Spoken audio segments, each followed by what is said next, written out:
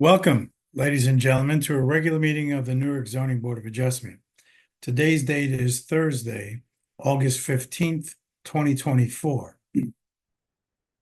The purpose of this meeting is to hear requests for variances from the Newark zoning and land use regulations under the authority of the municipal land use law. If you're an applicant for a D or use variance, you should be aware that such a variance can only be granted after showing that special reasons for the grant of the variance exist, and that the variance can be granted without substantial detriment to the zoning plan of the city of Newark. You should also be aware that in order to be granted such a variance, you require an affirmative vote of 5 members of the 7-member Board of Adjustment. Other variances require a majority of 4 votes to grant the variance.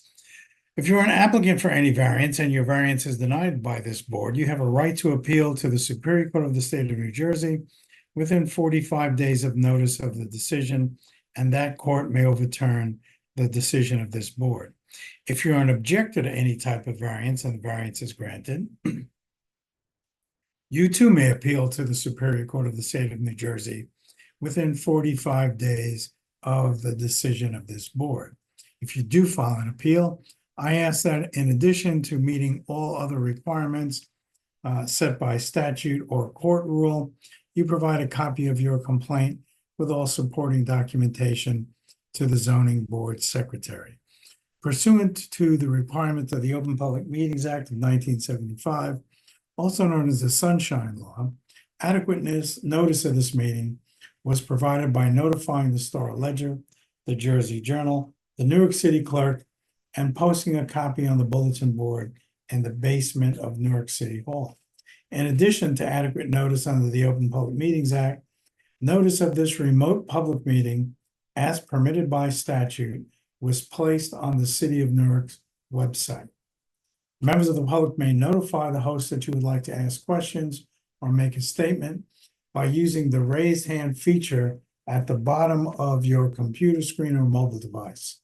If you are on a telephone, you can press *9 to notify us. I would note that this is a quasi-judicial board, and if an appeal is taken, we must provide a copy of the official transcript to the Superior Court. Comments and questions placed in the chat that is not part of the official transcript, because the chat is not part of the official transcript. We want to make sure that your questions, the answers to your questions, and any statements or comments that you make are part of the official transcript. So I ask you to refrain from using the chat for questions or comments. Additionally, when you use the chat, it pops up on the screen and it's disruptive. It's akin to speaking out loud, out of turn, if we were meeting in person. So again, I ask you to refrain from using the chat.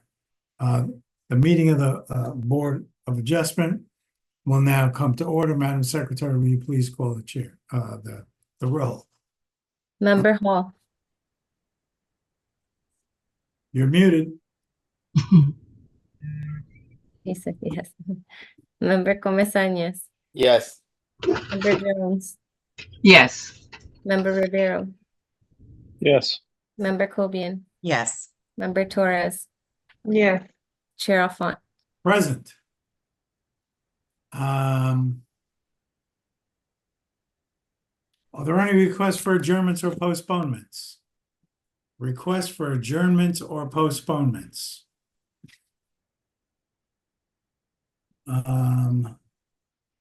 Seeing none, would everybody, will the team on the first case, counsel and counsel's team on the first case, prosecuting the first application, could you raise your hand so we can identify you and bring you in? Call the first case, please.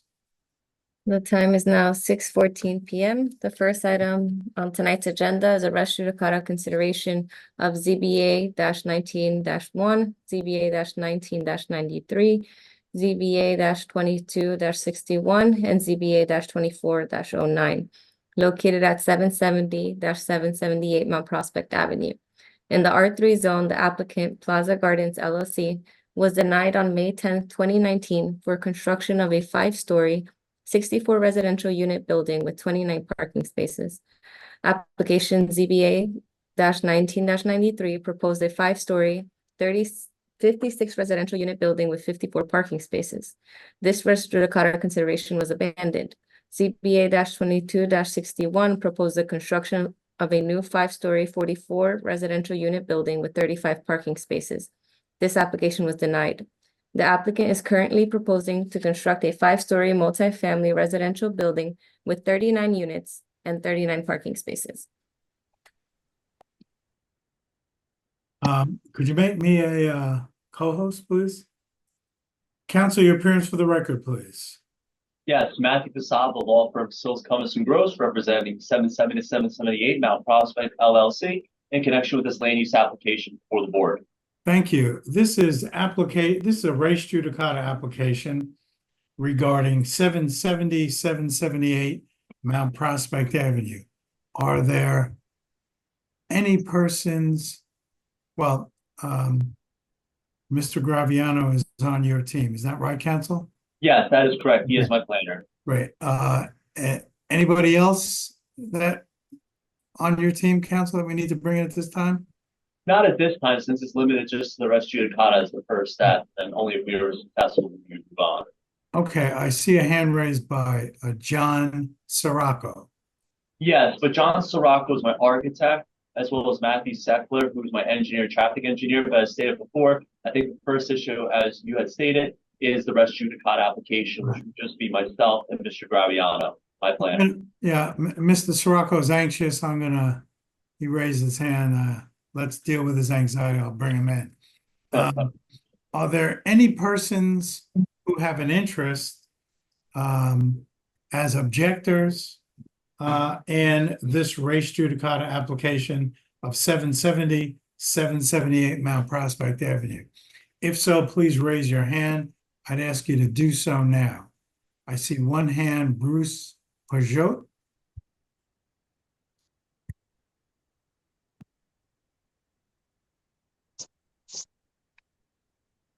I see another hand, Shay Kotler. Let's bring them in.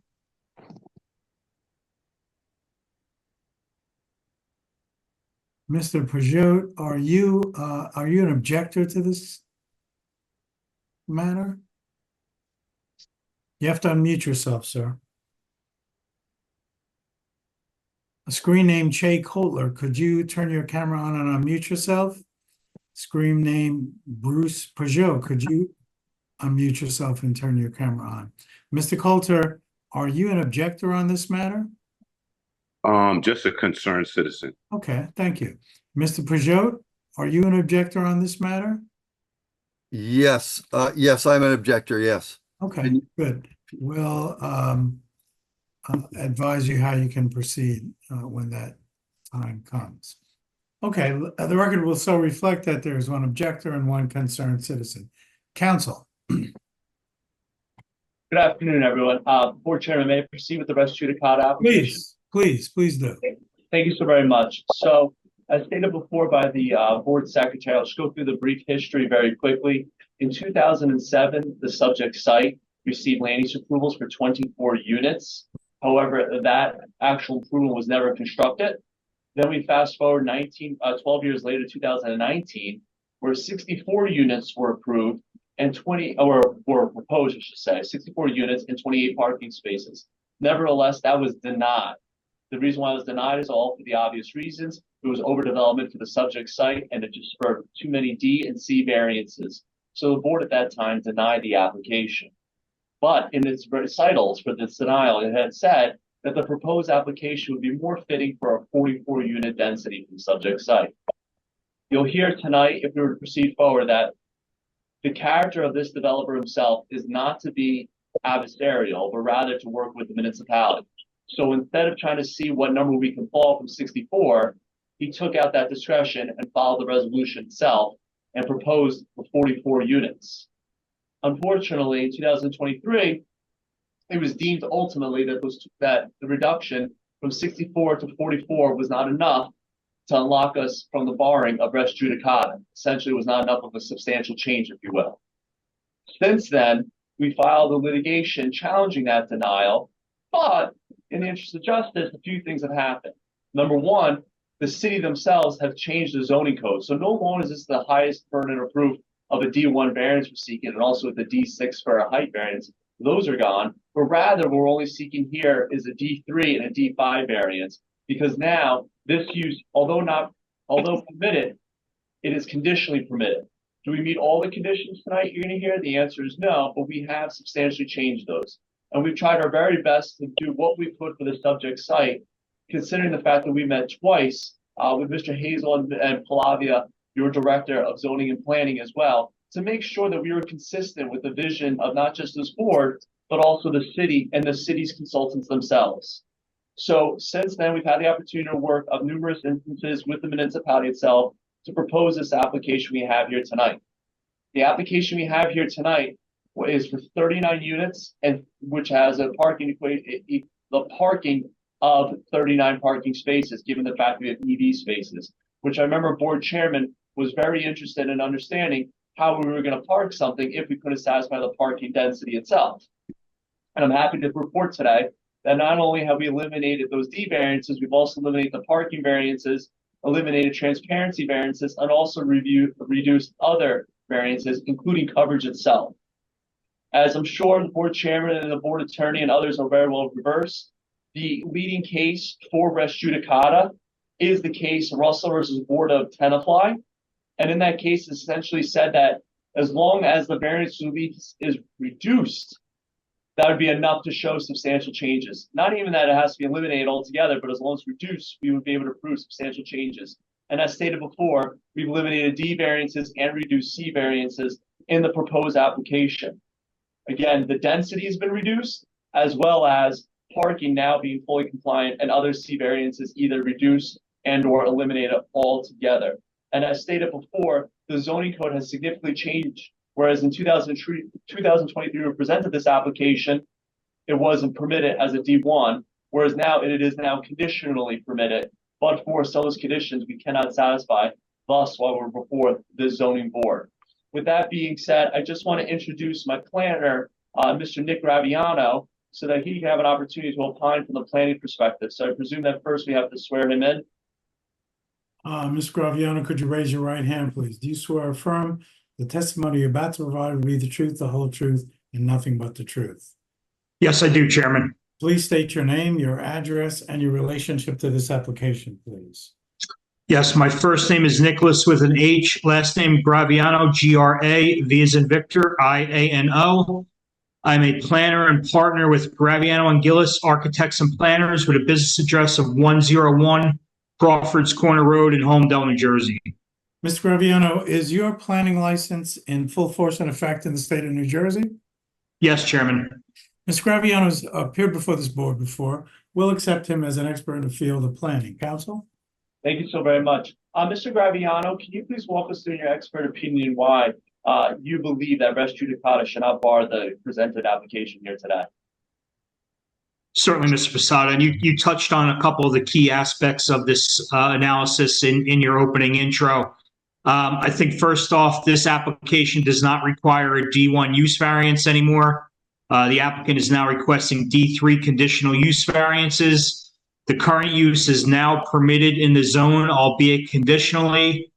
As this board knows, there are different proofs required for D1 variances and D3 variances.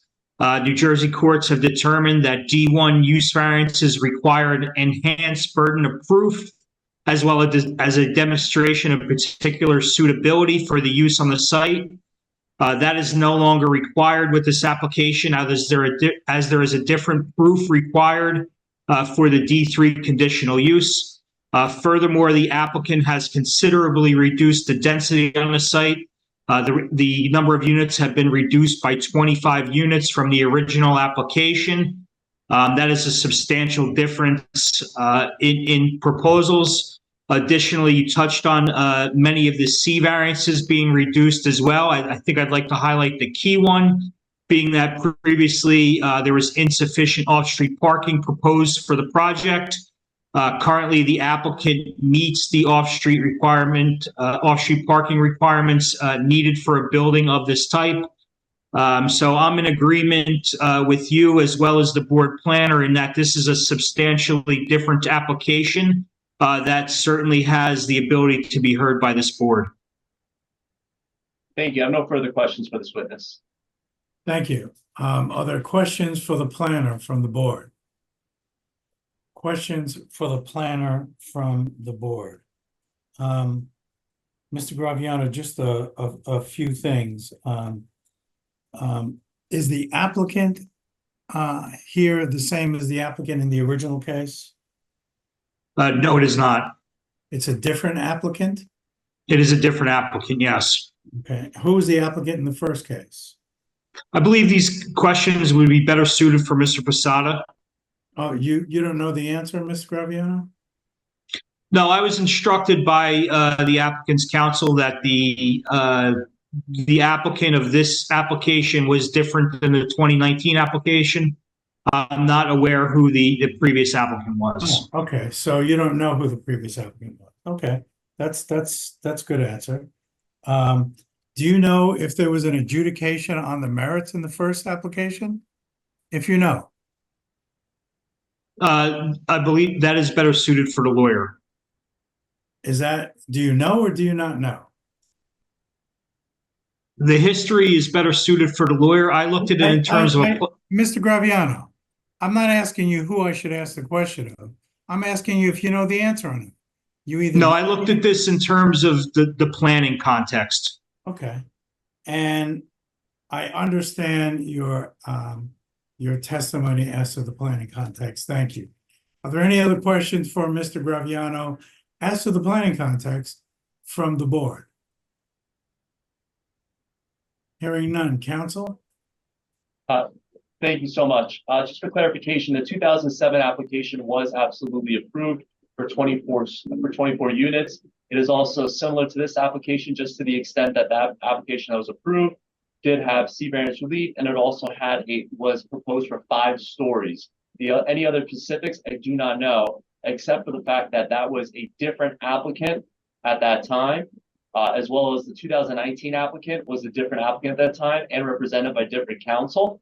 Whereas this applicant himself, the individual who's the principal of the 777-78 Mount Prospect LLC, Mr. Chaim Berger, became the contract purchaser in 2021, which was subsequent to the adjudication of denial for the 2019 application. So my apologies for not getting ahead of that and laying that groundwork again. My apologies. Anything further, counsel? No, nothing further. Thank you, Mr. Chairman. Mr. Peugeot. I'm Yes. sorry. Did you have any questions for Mr. Graviano, the planner? I'm not sure. Can you hear me? I'm not sure if my audio is on or if I can see myself, but I don't see myself on your screen. So I'm not sure if my video is correct. Your video is not on, but your audio is. We hear you fine. Okay. I'm not sure. How do I let me just try one integrated webcam. I don't see a way to, hold on a second. Sorry to delay you there. I don't see a way to get the video, but if you don't need that, I can just proceed. Please.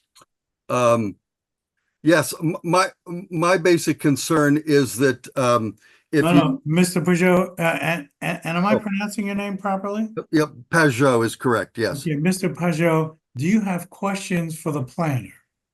Yeah, I guess only in the in terms of the parking would be my main concern. What, is this sufficient parking? I mean, it clearly seems that it's nowhere near sufficient off-street parking since the street is totally full, including so you, as I understand your question, is there sufficient parking? Is that your question? Yes. Mr. Graviano, if you can answer that? Yes, there is sufficient parking. The applicant does not require any parking variances with this application. Any other questions for the planner, Mr. Peugeot? No, Okay, good. If Mr. Coulter, do you have any questions for the planner? Mr. Chairman, no questions. You answered part of my question to the planner, and my only question concluding would be in reference to the variance. I see that the parking is going to be on site. My only question would be with the setback, is it going to be accessible in his Well, confidence by the fire department? So we haven't gotten to that yet. Oh, I'm sorry, Mr. Chairman. That's quite all Okay. right. All right. Yeah, but no questions. Just for him to go into further detail on your questions. I didn't feel we got enough. Thank you.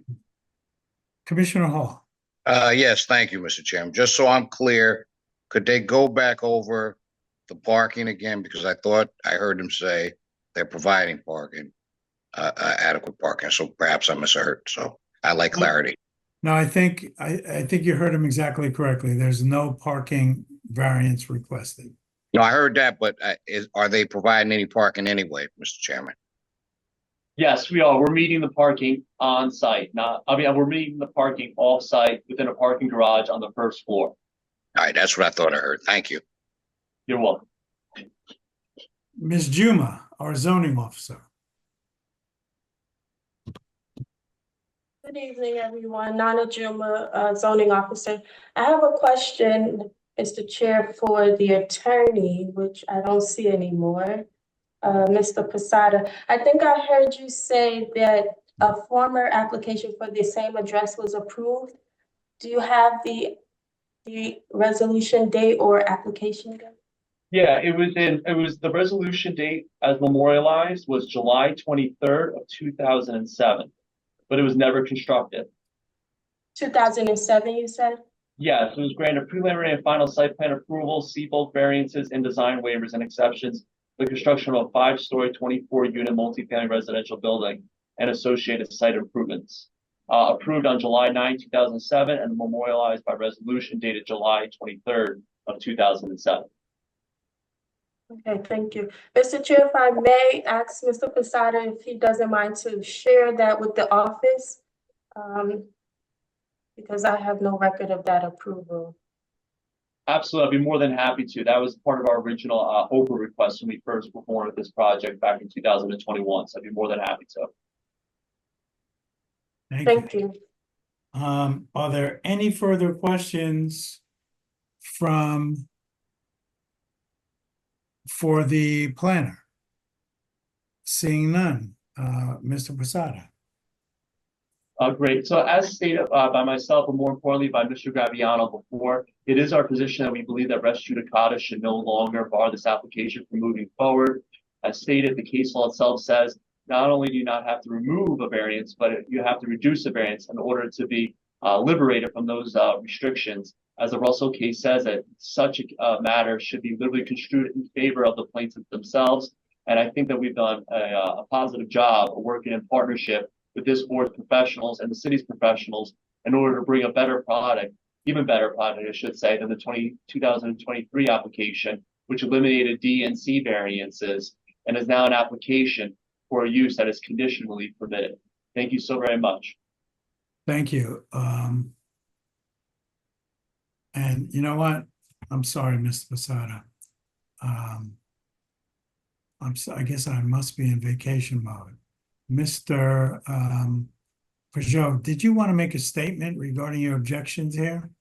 yes, my objection largely lies around the issue of parking. If you, one of these meetings, I think it must have been the last one in 2019. I don't recall when it was. I actually brought a picture of the parking on the So, street. Mr. Peugeot, let me just explain where we are. Sure.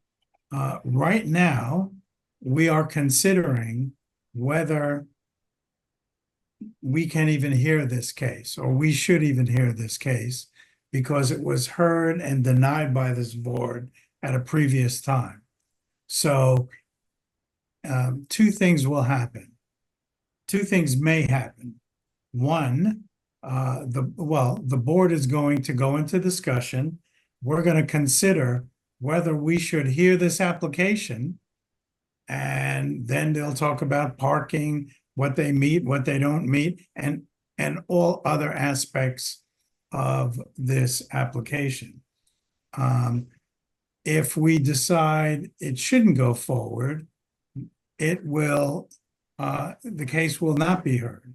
The application won't be heard. So right now, the only thing we're considering is whether we should continue to hear this or not. So your questions about the parking will become questions only if we decide to move forward. Understood? I understand, but I just want to put out the only concern that I have, at all. And that's that the parking on the street is an absolute disaster as it is.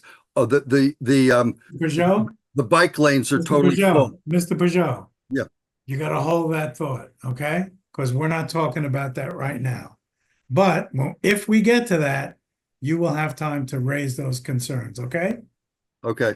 Great. We're now in discussion. We have discussion from the board. Commissioner Comesañas.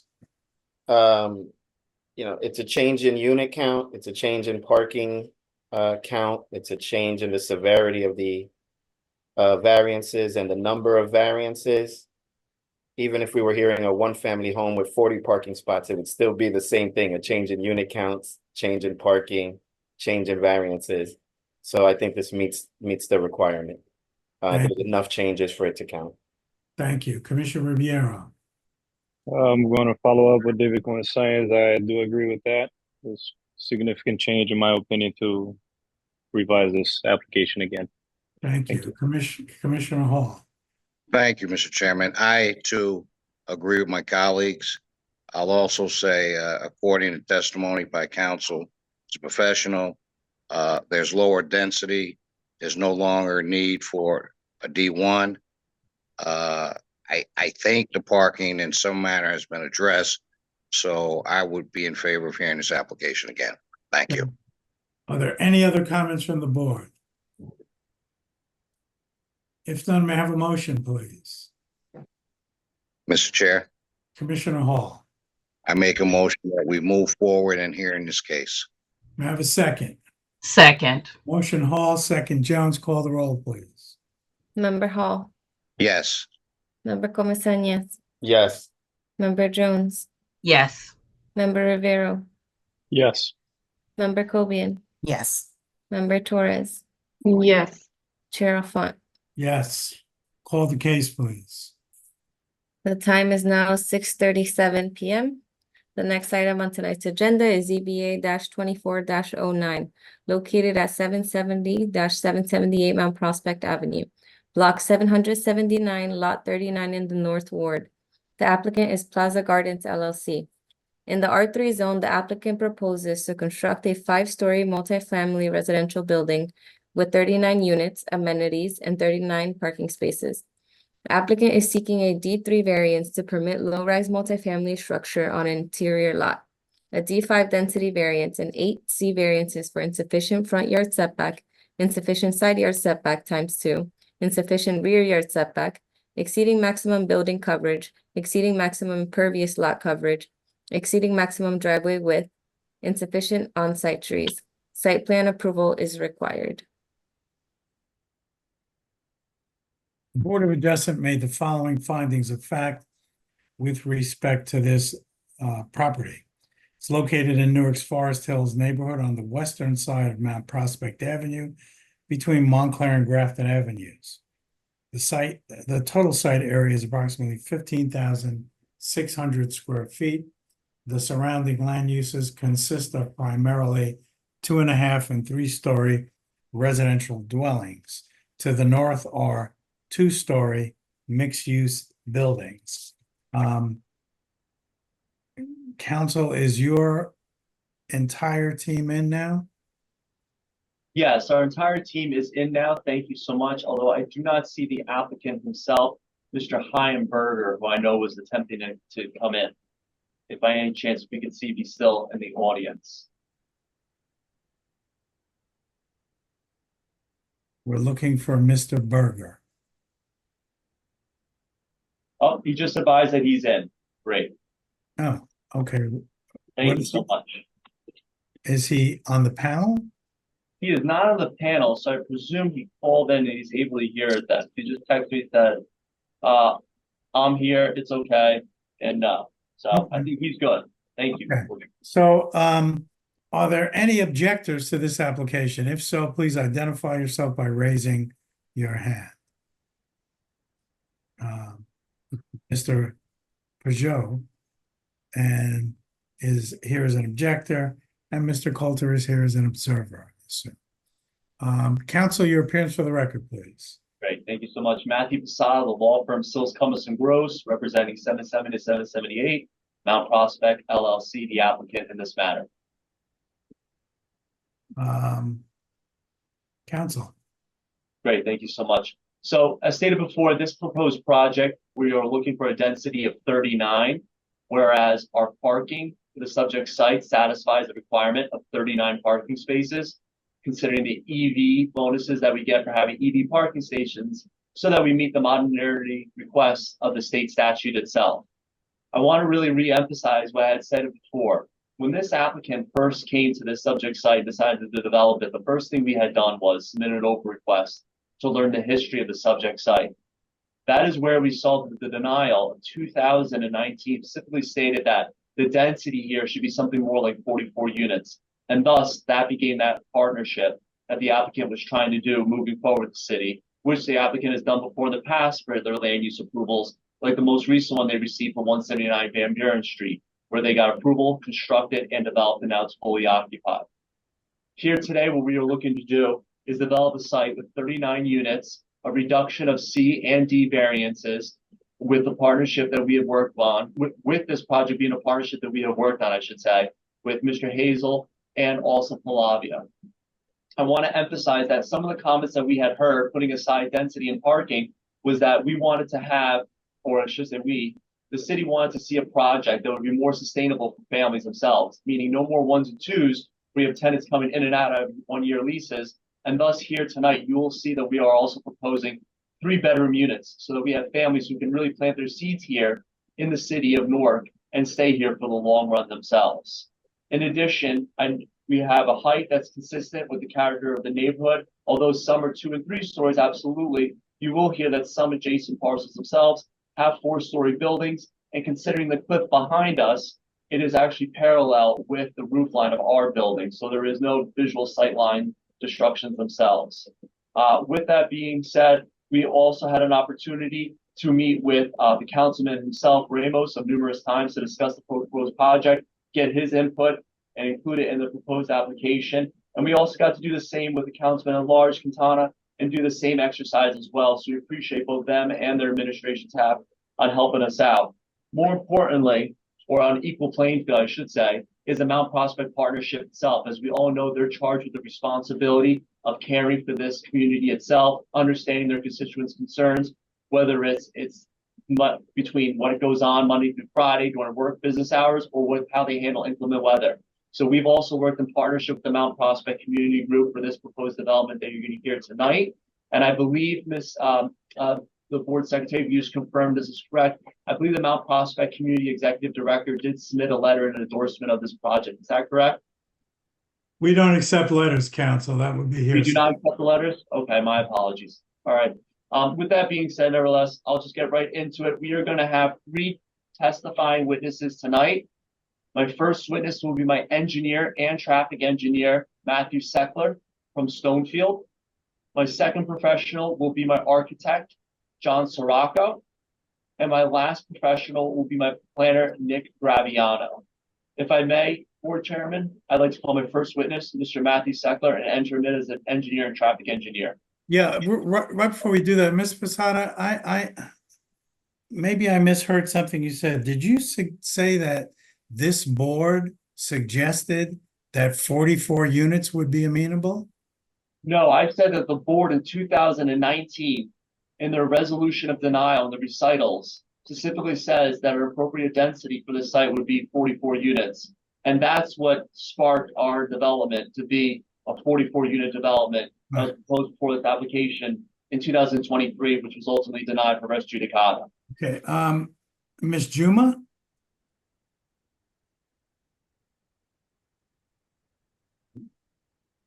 Ms. Juma, you here? Yes, I'm Ms. Juma, do you have a record of that? a copy of the 2019 resolution, yes. Yeah. You do? Yes, I do. Let me, I just think that's such a strange thing to be in one of our resolutions. Yes, I absolutely understand. If you want, Mr. Chairman, I can share my screen right now and show you the resolution. No, no need. I trust you as an officer of the court. I just think it's a strange thing to have in there.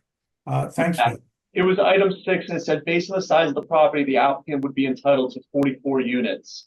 So that was the seed that we then germinated from there. Oh, so I see Mr. Hazel's hands up. Mr. Hazel? Yes, you know, probably where I was going with that. Based on what the council is mentioning, I think what he's referring to is the usual narrative in my part of my narrative where there's a density variance being requested is that I usually equate what the density would be permitted based on the size of the property in question. So I think that's what he is referring to. I wouldn't characterize it as that anyone was saying that this what should be there. Saying based on the size of the property, that this is what would be permitted, keeping in mind that the building type itself is not permitted there. Right. I thought that was a little, thanks for that clarification. That's why I Counsel- wanted to quote it and pull up the resolution. No Thank sleep. you. Thank you. But it's an important distinction, I think, as I'm sure you'll agree. Who's your first witness, counsel? It will be my engineer, my traffic engineer, Mr. Seckler from Stonefield. Ms. Seckler, could you raise your right hand? Do you swear affirm the testimony you're about to provide be the truth, the whole truth, and nothing but the truth? Yes, I do. Could you please state your name, your address, and relationship to this application, please? Yes, my name is Matthew Seckler. That's Seckler with Stonefield Engineering Design. Address is 92 Park Avenue in Rutherford, New Jersey, and I'm the engineer and traffic engineer on this project. Thank you. Mr. Seckler, is your engineering license in full force and effect in the state of New Jersey? Yes, they are. Mr. Seckler is well known to this board. We'll accept him as an expert in the field of engineering. Counsel? Thank you so much. Mr. Seckler, have you had an opportunity to visit the subject site? Yes, I have. And are you familiar with this municipality zoning code and master plan? Yes, I am. And then did you take in consideration those restrictions and requirements they have for this subject site when designing the proposed plans? Yes, Excellent. Can you please walk us through what we're proposing here tonight? absolutely. And I'm going to share my screen if that's acceptable Please, to the board. please. This is a zoomed in version of the submitted site plan. So I believe I do not have to mark this, but I'll reference the sheets I'm referring to. Is that okay, Chairman? Please. Okay. So what you see before you is the front cover, sheet C1 of our submitted site plan set. This is the tax and zoning map. I just want to highlight this property, and you'll obviously hear more from our planner later on this evening, but the outline of the property is in black in this gray section, which is the R3 3-family townhouse zone. You could see that this property, one, is larger than most of the properties around it. Also, it is a boundary property. The purple, it just to the north of us is the R2, which is the 1 and 2 family zone. To the left or to the west of us is the light blue color. That's the R1 1-family zone. And again, we are the beginning of the gray 1 and 3 family townhouse zone. In terms of the properties nearest to us, when you go to the north, the actually closest property to us to the north, that is lot 38, is a multifamily residential building, I believe at least 4 stories, that is actually set up on grade, and I'll discuss that in a couple moments. And then you actually have a few mixed-use properties as you head towards Montclair Avenue, which have either office or retail on the ground floor with residential above. The remaining portions, I say, of the gray zone around us is a mix of 1 and 2 family dwellings, as well as you go down actually further to the south, there are some other, I would say, multifamily look to be anywhere between 6 or 8 unit housing types, again, on lots that are significantly smaller than ours. Our lot itself is 15,000 square feet, which is 3 times the minimum lot size. And now I'll slide over to the aerial image to again highlight this property. Is currently a vacant site, and I think has been that way for approximately 20 years. Mount Prospect Avenue, as was mentioned, I think by one of the members of the public, does have bike lanes on both sides, does have on-street parking, although not readily available.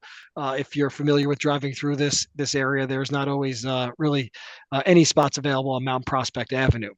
The property itself has a significant grade change on it, and that is important when understanding how this property was not only designed to fit the site, but also to fit the surrounding properties around it. Mount Prospect Avenue, or the front of our property, the eastern side, is generally around elevation 86, and it goes to about 22 feet higher all the way in the rear when you kind of back up to the houses along Clifton Avenue. So about a 22-foot grade change as you go along the property from east to west, which is significant. Additionally, there's a grade change when you go north to south to our neighboring properties, our next door neighbors. The property to our north, that property sits about 8 feet higher than us. And the property to our south sits about 9 feet higher than us in terms of how they've been situated on their properties. So when you look at the building design, you'll see from me as part of the grading plan and parking layout and the architect later on, one of the significant differences with our property compared to the properties around it is that we have driveways that enter in on that lower elevation. So at that elevation 96 is where our first floor will be, while the neighbors to the north and to the south of us, they actually walk up about 20 to even 25 steps to get into their front door. So their first floor sits much higher than our first floor. And I think that is significant when thinking about how a property of this size, and shape can fit our development. So I'm now going to go to our site plan, which is the 4th sheet. And Matt, just for clarification purposes itself, I think the coloring is a little bit mismatched on your plans. To the north, or I guess you can call it to the north of us, right there on the corner on Montclair Ave and Mount Prospect. That's actually the C2 community, correct? Correct. Yes. You know what? I think our coloring was a little off. That is the C2 zone. I apologize. Great. Yes. Thank you so much. So looking at the property now, and again, you'll get a much better, prettier picture from the architect who's going to go next in terms of how the building's going to look when you're looking at it, from the street or the neighboring properties on either side. But what I do want to highlight on this sheet, which is again, this is C4 of the submitted site plan, is Mount Prospect Avenue is on the bottom of this sheet. We have one entry driveway, which will provide access to by zoning allowance, the 39 parking spaces, which includes the electric vehicle parking credit. And residents would be able to exit via the southerly driveway, which is the driveway on the left-hand side. So we have 2 one-way driveways that provide access for all of the parking for the development. So again, the parking that supports the 39 units upstairs is all within the site itself in the building. We also are including 10 bicycle parking spaces in the corner of the building. This is compliant with your ordinance for what the requirement is for multimodal transportation or micromodal transportation requirements. As you again enter the site, we have designed the site with 2 12-foot driveways. Again, one entering driveway, one exiting driveway. There was some, I'd say, difference of opinion in some of your review letters in terms of from the planner and engineering groups. I think planning wants the driveways down to 10 feet. Engineering likes it at 12. As the applicant's point of view, we're happy either way. So again, I would honestly put that at the board's discretion, whether you want a 10-foot driveway or a 12-foot driveway, but the applicant is amenable to either version of that. In terms of the exit driveway, that will have the appropriate signage so that when anyone's leaving the driveway, any pedestrians are alerted to the fact that there is going to be car activity over the driveway itself, as anyone would enter Mount Prospect Avenue when leaving the site. I do want to talk about, again, the grading of the site, because again, it is important to how this site has been developed. Again, this first floor, what you see this parking level is at, this is again at the grade of Mount Prospect Avenue. So in order to get this development to have this kind of flat area, what we do have is we do have a retaining wall along the rear of the property line, and that retaining wall is about 11.8 feet at its highest point. And that is because the properties to our west, or the properties that back up to us along Clifton Avenue, those properties sit significantly higher. So while we are seeking a variance for 11.8 feet, the residents behind us will not see an 11.8-foot wall. They'll actually see no wall itself. They'll be looking over the wall. We have that wall in order to accommodate the significant grade change that exists between the front of our property and the rear of our property. Mr. Beckett, if you don't mind, Yep. just for demonstration purposes themselves, to put things in perspective, what would you say the difference in grade is between the subject site and those residential parcels behind us? That residential parcel again sits about 22 feet higher than we are. So that is a significantly higher property. So again, our parking level is actually going to be well below them. In fact, our first floor is well below the building units to our rear. So this first floor and the second floor is below grade to the houses to our rear. Thank you. And again, I think the architect will have some better images from the grading perspective, but I wanted to highlight that.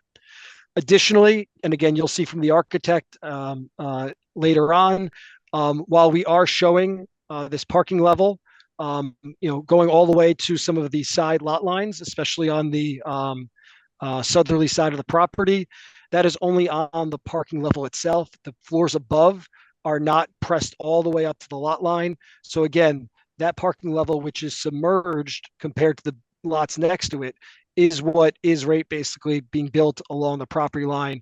But where the residents are and anything above ground from what the neighbors will see, that has been set back. And you'll see that in the architectural plans, which again will be the following witness.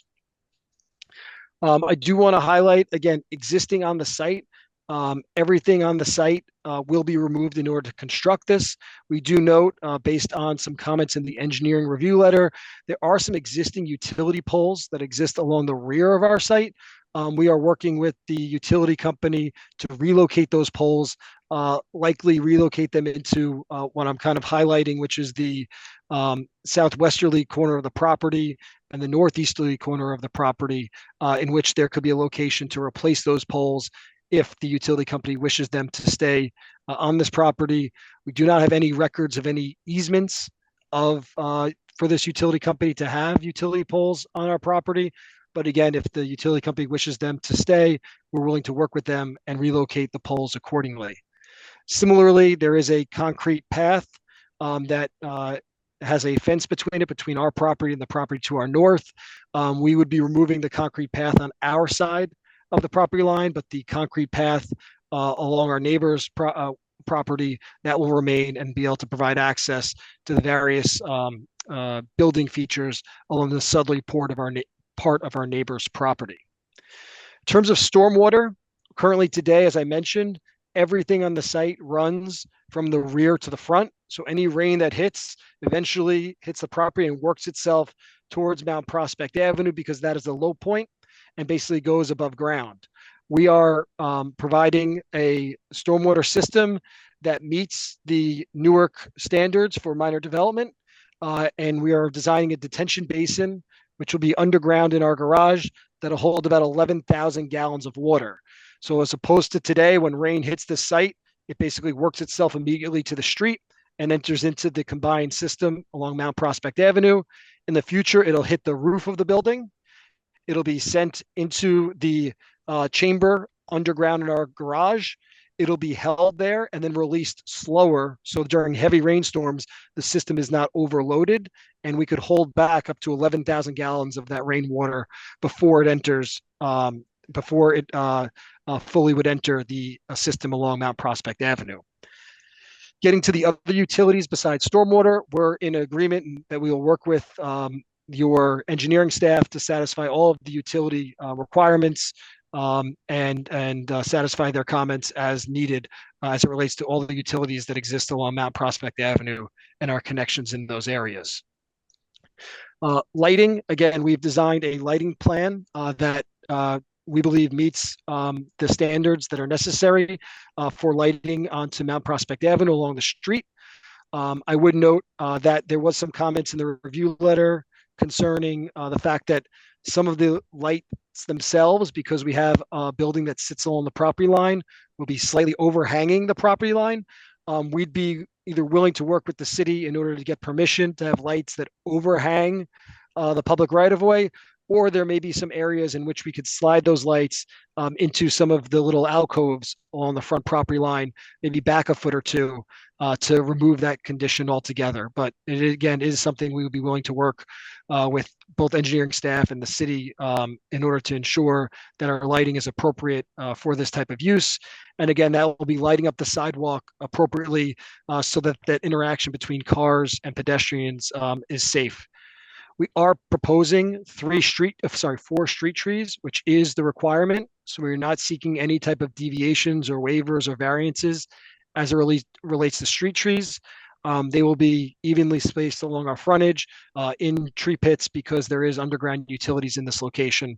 The existing street trees that are out there, again, will be replaced with these 4 new street trees. I do believe there is a variance that is being requested because we do not have any street trees we don't have any trees other than the street trees in our front yard. But obviously having a building up along the property line, there's no room to plant any trees but along the streetscape. But again, we are enhancing the streetscape with these 4 street trees that we are proposing along the site frontage.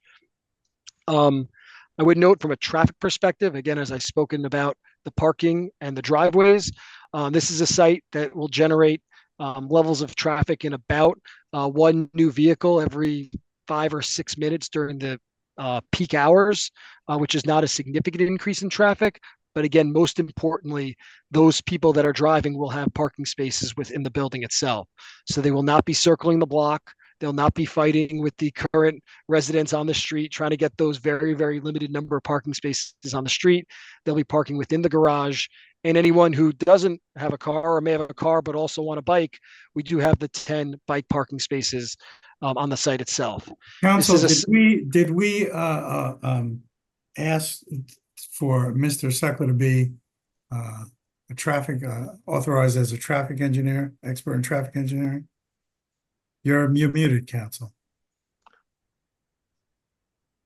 I introduced him as both a traffic engineer and a civil engineer as well. Okay, I failed to note on the record that that Mr. Seckler is being authorized as both a traffic and a civil engineer. I apologize for that. Thank you. Thank you so much.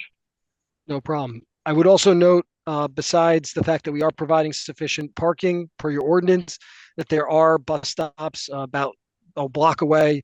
The 27 the Route 27, Route 74, and Route 99 are all a block away from the site.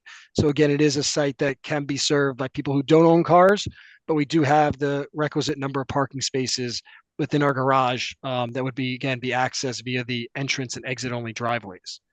I would note that we have no issues with any of the comments within the engineering review letters, including the utility engineering review letters that we've received thus far. Again, the one comment that I would say that we can't necessarily agree with or disagree with is the driveway width, just because the recommendations from your planner and engineer conflict. So we can't say we're going to agree to both of them. So what we can say is we would agree with whatever the board wishes for the driveway width, whether it's 10 feet or 12 feet. But we have no issues with any other comments raised in the professional review letters. Council, as to the professional review letters, except for the driveway width, as a condition of approval, does your applicant agree to comply with all conditions set forth by the Department of Engineering? Yes, absolutely. And did you get a memo from the Department of Water and Sewer? Yes, we received that today, and then we also received the initial on group's report as well. And Yes. we can agree to comply with all those conditions. But I'll leave that specifically to each professional respective field to discuss. Okay, so also then, sorry for that late delivery, but as a condition of approval, your applicant is also agreeing to comply with all requirements set forth by the Department of Water and Sewer. Is that correct? Yes, that is correct. Thank you. Anything further from this witness, Mr. Posada? Just since we're on the topic of the municipalities reports, I also want to say that the reports themselves note that we do have inclusionary development requirement of 20% if this board were to find in favor, and we would satisfy our inclusionary obligations. Mr. Trafficante.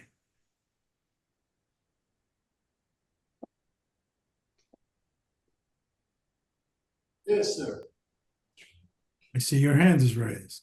Yes, sir. Mr. Trafficante, do you swear affirm the testimony about to provide be the truth, the whole truth, and nothing, or affirm will be the truth, the whole truth, and nothing but the truth? I do. Please state your name and your title for the record. My name is Charles Trafficante. I am a principal engineer and as well as a professional engineer. I'm currently in the employment of the City of Newark Department of Engineering. My license is active and in good standing with the State Board. One question, Mr. Seckler, the report you referred to, are you talking about the latest, greatest dated August 7th of this year? Yes, that's the one I'm referring to. All right, just for a matter of record. Yep. No further questions. Thank you. Thank you, Mr. Trafficante. Counsel, I'm just a bit confused. Can you tell me, or can your engineer tell me how many on-site trees are you short? I believe it's 4, but I'll leave that to Matthew that we're proposing within the streetscape. Yes, we are proposing 4 street trees, and again, that is what is required. But they're Right. also. I'm not asking about the street trees. Did you say that you were short on-site trees? Yes, I believe we are short on-site trees. We're required one tree for every 25 feet of front yard. We don't have any front yard, so we're calculating it to be 0 trees. But again, if we did have a front yard, obviously that would be a different calculation. Does the ordinance require a front yard? The ordinance does require a 15-foot front yard. So I guess that's how you would have to compute how many trees you're short. Am I wrong here? If that's the case, then we would be short a tree. Okay. Mr. Speckler, is it possible for us to add additional tree in that streetscape to compensate? It's possible, obviously. Here's what I'm going to suggest. Council, as a condition of approval, would you agree to work with the city's arborist or an arborist chosen by our planner to determine whether this tree can be planted and where, and only if it cannot be planted as required by the ordinance, will you then be required to make, your applicant, be required to make the required donation to the city's tree fund? Is that agreeable as a condition of approval, council? Yes, absolutely. Great. Any questions for the engineer from the board? Questions for the engineer from the board?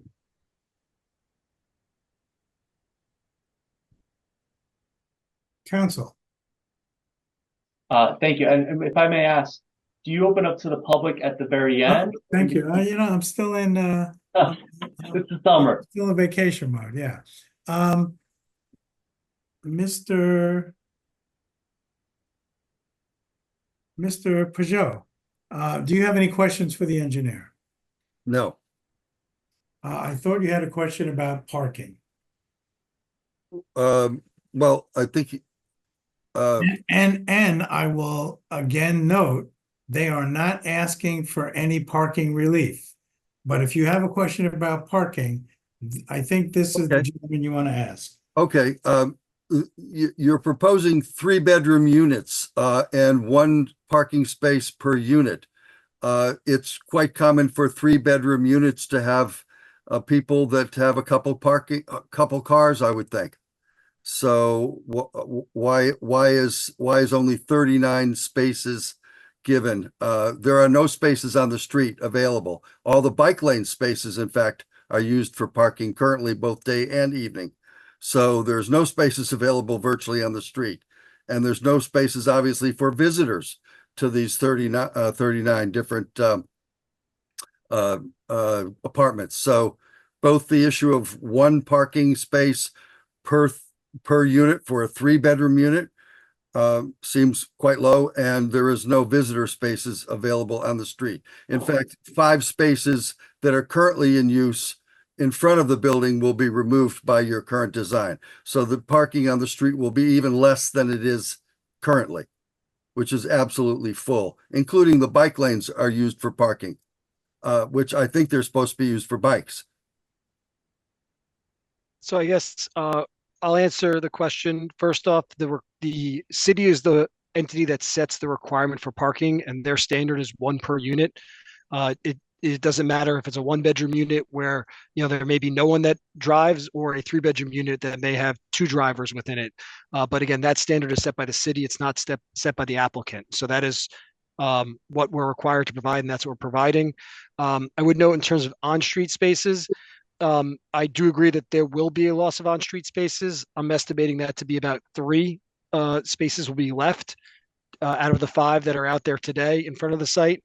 But again, we are providing adequate parking per the zoning ordinance for our site.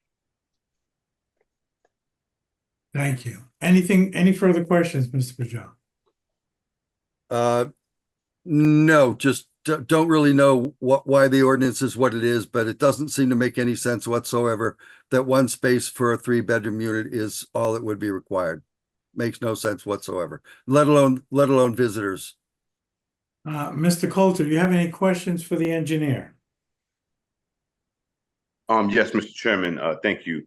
The question I have for the engineer is, with the size of the driveway space, are you confident that the stormwater runoff, I saw on the diagram the high point, and I liked how you did go through the stormwater runoff process, but my concern is, will the property itself be still accessible to emergency management? That was my questions, Mr. Chairman, and thank you for your time.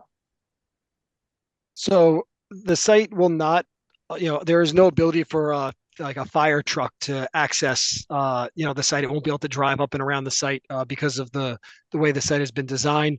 But you will hear from the architect in terms of the fire suppression system that is utilized within the building itself. And obviously any fire will be fought from the street, just like, I would say nearly every other multifamily development within the city. In terms of accessibility, there is a area in which you could walk along the side of the building, along the northerly side of the building, and eventually get to the rear. So there is access to certain areas on the site, but there's not the ability to obviously drive a vehicle up onto this site. All right, copy that. Yeah, I see that spacing on the side of the building. Is that about 10 to 12 feet? In terms of the width of it? Yeah, that space on the side for them to emergency access. That was my only question, Matt. Yeah, it's about 4 feet. Well, it starts as 8 feet, then goes down to 4 feet, and then there's an area that's probably around 3 feet or so as you kind of work yourself around to the rear. Once you get to the rear, there's about a 5-foot opening. So again, it varies as you walk through the property. All right, thank you for providing this information to our public board. Thank you. Counsel. I have no further questions for this witness. So if the board does not either, I'd like to move on to my architect, Mr. John Sirocco. Mr. Rocco, could you turn your camera on and unmute yourself? Good evening. Good evening. Could you raise your right hand, sir? Do you swear or affirm that the testimony you're about to provide will be the truth, the whole truth, and nothing but the truth? Yes, I do. Please state your name, give us your address and relationship to this application, please. Sure. John Sirocco. I'm principal of John Sirocco Architect, LLC. I'm a licensed architect in New Jersey since 1986. I'm active throughout the state, going to planning board meetings, zoning board meetings, been recently in Newark last year, Orange, Maplewood. Mr. Rocco, have you appeared before the zoning board before? Yes, I have. Yes. We'll accept Mr. Sirocco, who has stated that his New Jersey architectural license is in full force and effect, as an expert in the field of architecture. Counsel? Thank you so much. Mr. Sirocco, just a few quick questions. Number one, Have you familiarized yourself with the bulk requirements for this subject zone? Yes, I have. And have you also had an opportunity to visit the subject site and walk around the neighborhood? Yes, I have. And did you have an opportunity when drafting your plans to ensure that they were consistent with the character of the neighborhood? Absolutely, yes. Great. Can you walk us through what we're proposing here tonight from an architectural standpoint? Sure. Thank you. These are the plans that were submitted dated 7/27/24 that I'm using as the exhibit. I'll start with the just to walk you through the floor plans, and we'll get back to the building design, the rendering itself afterwards. This is the first floor plan. I'm drawing PB 200. Mount Prospect is on the right side. This is our rear yard. This is the north side of the property and the south side of the property over here. As Mr. Sekla pointed out, we have a entrance, 10 or 12-foot car entrance, and then the cars can loop around to access all the various parking spaces and exit more towards the south side of the lobby, south side of the property. In between these two entrance and exit driveway entrances, we have our lobby with an elevator and one of the egress stairs. Wrapped around the parking, we have our trash room with a room for compactor from trash chute from the floors up above, which I'll walk you through in a minute. And then I should point out that the property that we are building to the property line on the south side of the building in order to achieve our required number of parking spaces. But once you see the second floor, you'll see that we step back to the required 5-foot side yard setback. When we go to the second floor, you can see that, so this is the property line here, this dashed line here, and we have 5-foot setback. And then on the north side of the property, we have the same thing. This is our property line is this dashed line here, when we have a 5-foot setback. In the back, the parking garage does go to the property line, but once we get to the second floor, we do provide a 10-foot rear yard setback, and then the roof of the garage ends up providing private terraces for these 5 units along the back of the building at the second floor. We do have a lounge and business center, amenity spaces on the second floor, and a gym for tenants only.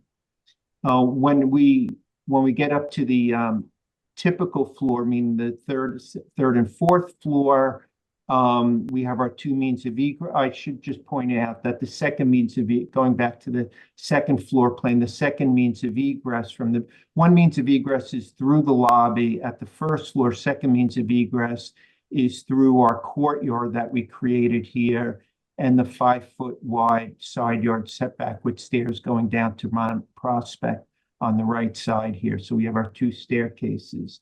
When we go up to the third and fourth floor, which is our typical floors, the amenity spaces are filled in with additional apartments on these floors. And of course, we have our 5-foot setback, some courtyards to allow for light and air into the habitable spaces of the apartments, and of course, our 10-foot rear yard. When we get to the top floor, the 5th floor, what we did was we pulled the street facade back 10 feet, and I'll go over the massing of the building and how contextually how we fit into the neighborhood, but it does allow for private terraces for these 3 top floor apartments at the 5th floor. So when we go back to this rendering on PB 100, we begin to understand how those floor plans work in the massing of the building. And if I may jump for 1 minute to a Google image, just so everybody can visualize exactly what's happening here. This is the building this is our site, this vacant lot here. You could see that 25-foot grade climb in the back. This is our building to the north, which is about 2.5 feet off the property line. And then this is the building to our south. And I think what's important to notice here is that their first residential floor, as Mr. Sekla pointed out, is approximately 25 steps up from the sidewalk.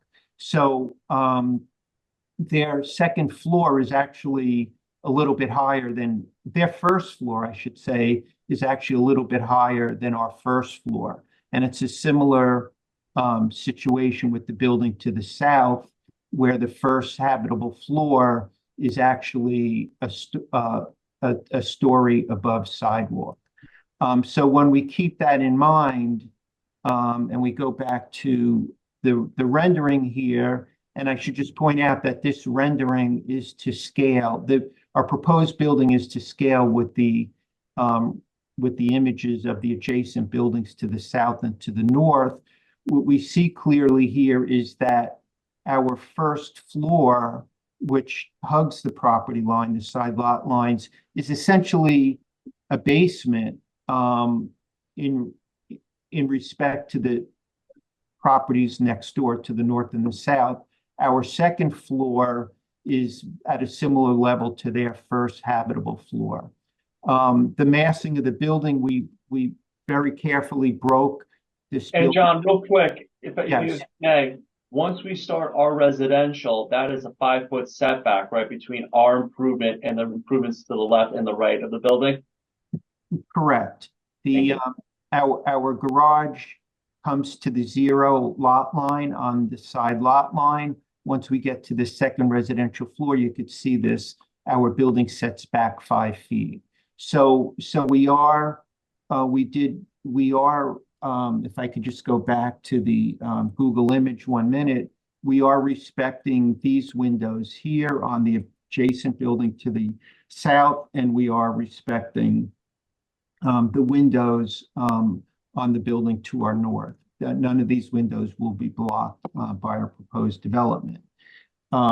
Getting back to the rendering, we very carefully broke this building up. So it looks like, so the massing of these brick portions of our facade, these 2 brick portions to the facade, are similar to the massing of the other homes, the other multifamily buildings and homes on the street in terms of width and height, very similar. And then we have an infill with a hardy plank siding. And then, of course, we set back our top floor at the 5th floor for private terrace, and also to reduce the massing immediately on the street line. This is our lobby here with the canopy, which does not protrude over the street line, and our 2 garage doors, possibly 10 feet, maybe 10 feet wide.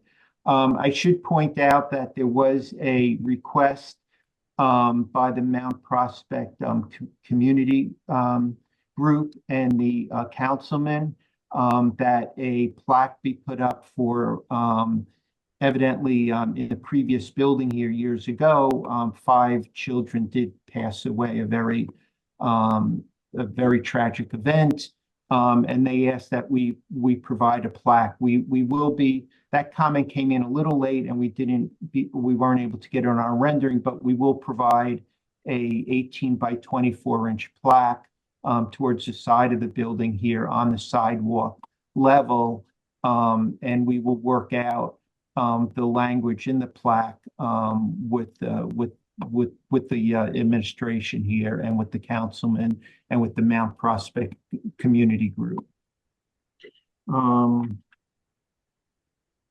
And just getting back to the unit count, a very nice mix of 12 1 bedrooms, 22 bedrooms, and 7 3 bedrooms, a total count of 39. And just to walk you through some typical units, this is a 2-bedroom unit. I'm just randomly choosing a 2-bedroom unit. All the 2-bedroom units and 3-bedroom units have two full bathrooms. All the units have their own washer dryers, and they will have their own HVAC systems. And generous peninsula type kitchens. Just to walk you through unit sizes, 1,060 square feet, a 3-bedroom, 1,410 square feet. Very generous size units, a 3-bedroom at 1,225, 1-bedroom at 785. And I believe that touches upon all the points I should be making here, Matthew. If I'm missing anything, please let me know. Thank you. And one more time, can you just reiterate the building elevations?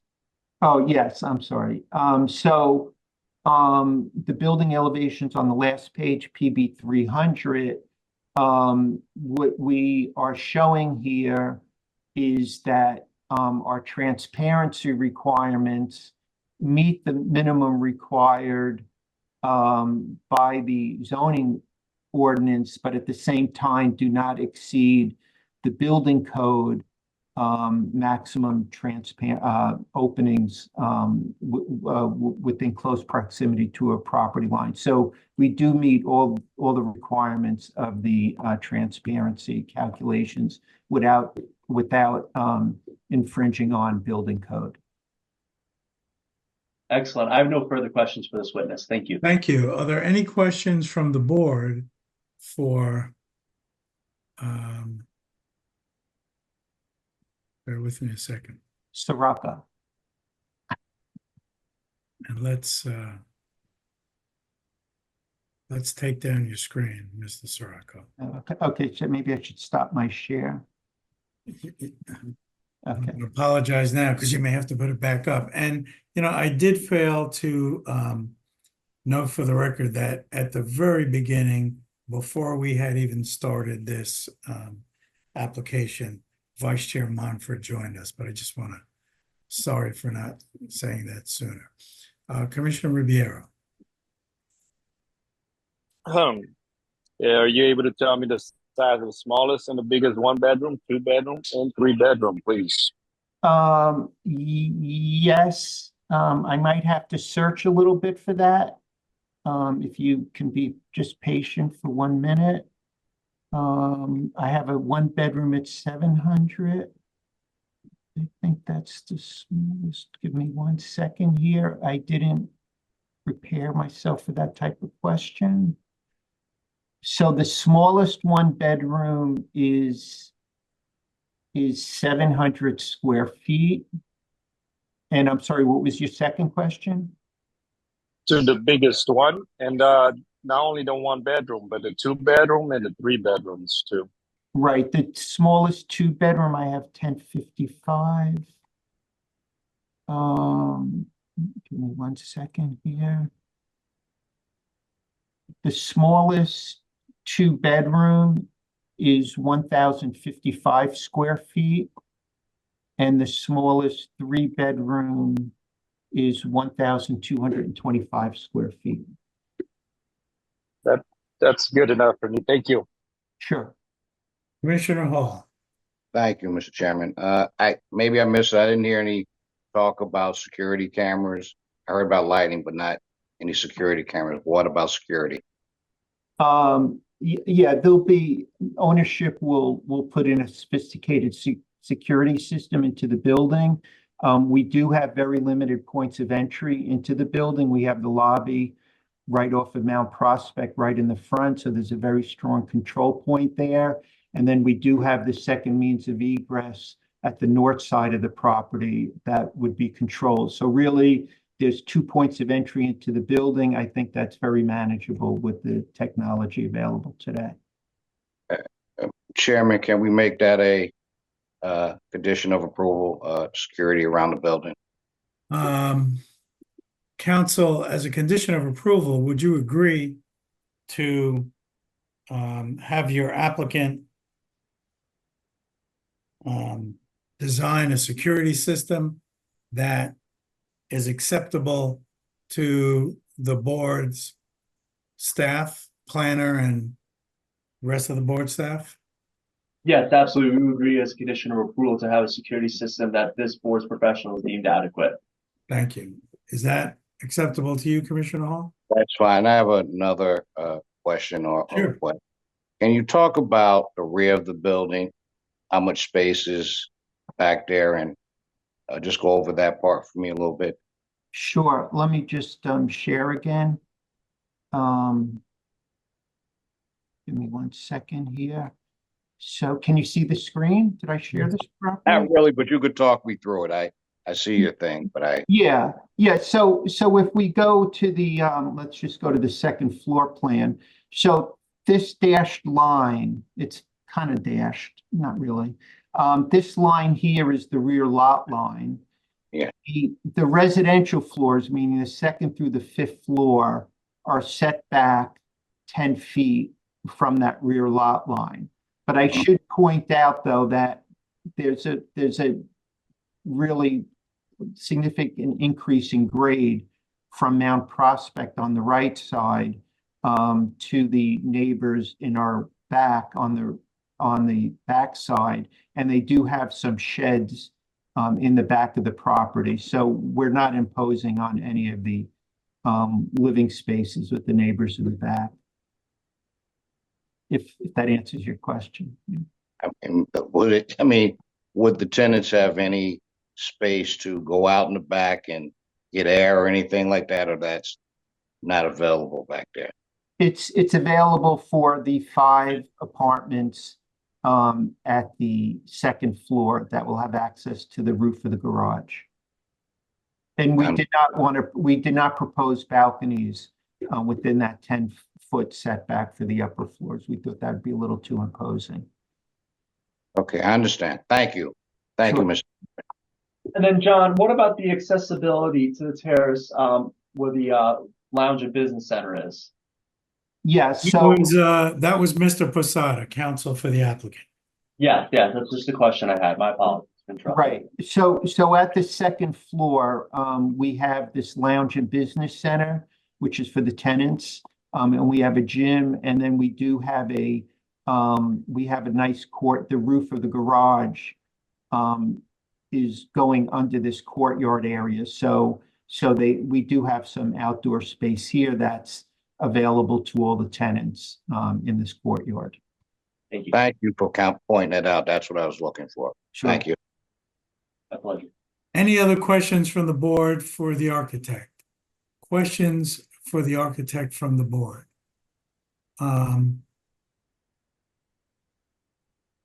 Mr. Sirocco,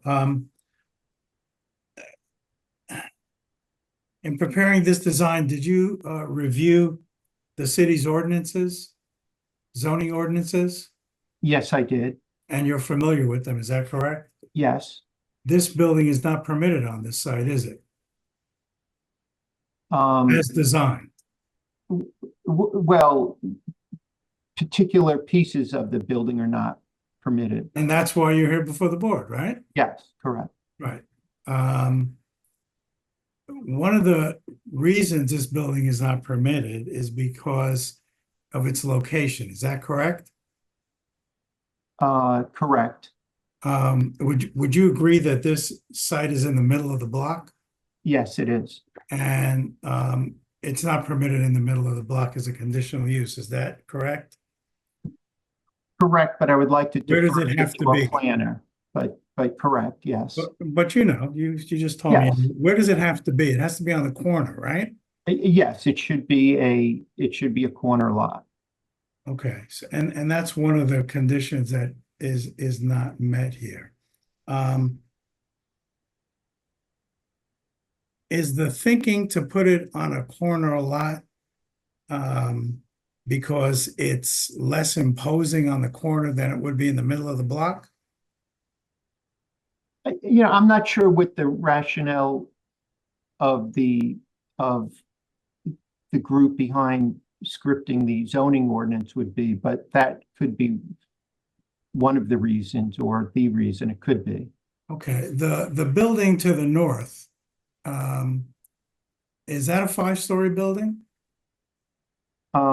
If I may share my screen again. Sure. The Google map would be a good one, I guess. Well, this is. That's fine. Yeah, I mean, it really, so this is an actual photographic image of the building that we superimposed in our rendering. And That's not a 5-story multifamily building though, is it? well, to be, it really reads as a 5-story when you count 1, 2, 3. This is their basement, which is really our second floor. And then they have their. So is there a sub-basement that would make it? Not that I wasn't in the building. I don't believe there is, but. So now that you're looking at it, you can clearly see it's not a 5-story building, correct?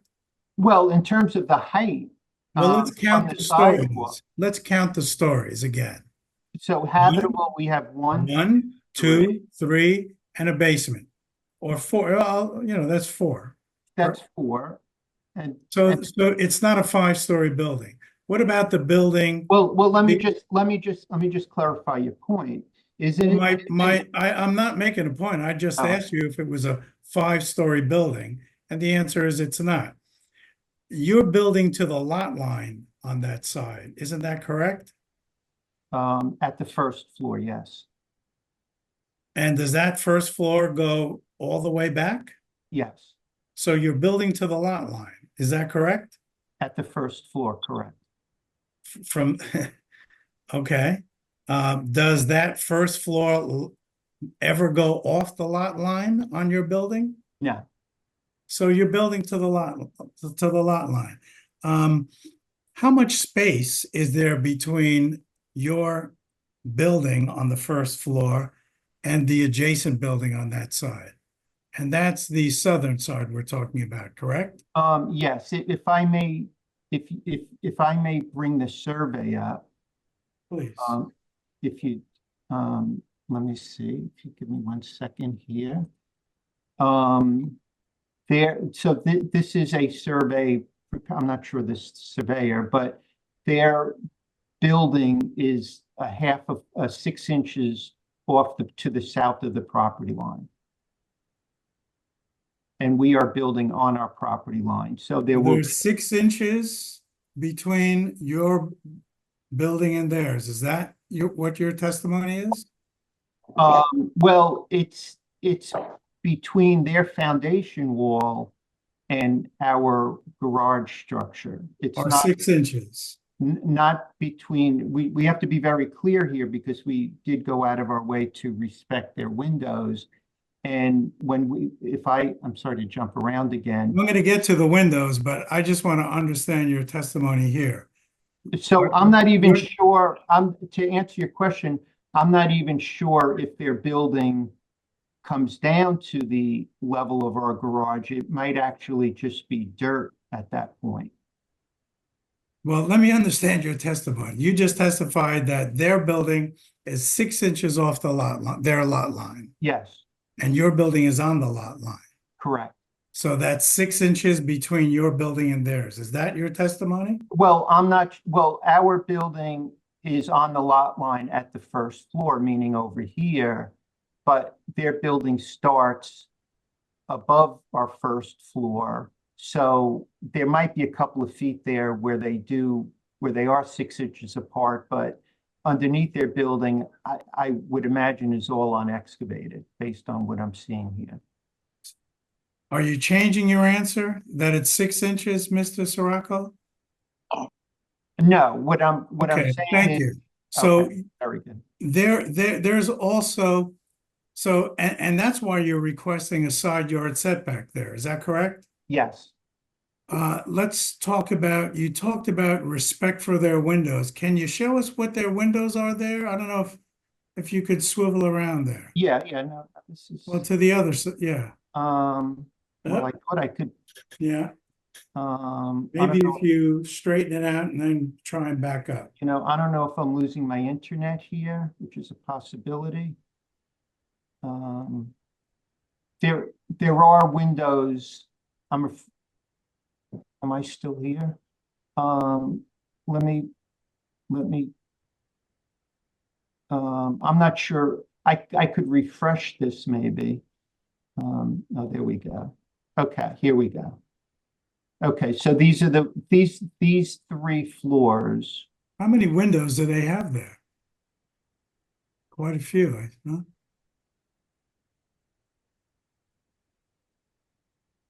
Board Chairman, if I may, I'd just like to redirect and just to clarify some Well, point. I'm not finished though. You'll have a chance to redirect when I'm done. Thank you. I see 9 windows. Is that correct, Mr. Sirocco? I actually see more than 1, 2, 3, 4, 5, 6, 7, 8, 9, 10, 11, 12. I see 12. Thank you. My mistake. Mhm. On that first level, well, how much space between your building and the windows and their windows? It'd be about 5'6". Our windows are 5 feet off of our property line, and their building, according to the survey, is 6 inches off their property line. So between our windows, our wall, and their windows, it's 5'6". Okay. And that's all the way up? Yeah, they have, well, yes, that's, their wall goes straight up and our wall goes straight up, so yes.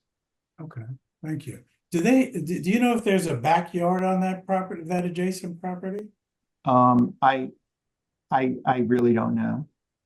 I could refer back to the survey, but I don't believe the survey was a full representation of the It's showing that their building ends approximately halfway at the depth of the property. It was a survey showing that building ends here, so I think it's safe to say they do have a rear yard here. Yeah. Okay.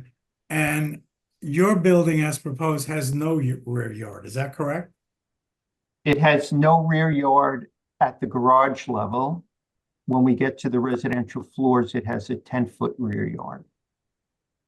Well, what are you calling a 10-foot rear yard? Well, I just want to clarify the point that that at the residential floors, we are providing balconies, correct? At the second floor, we're providing a terrace. Right. Is a terrace what you're calling a rear yard, Mr. Sirocco?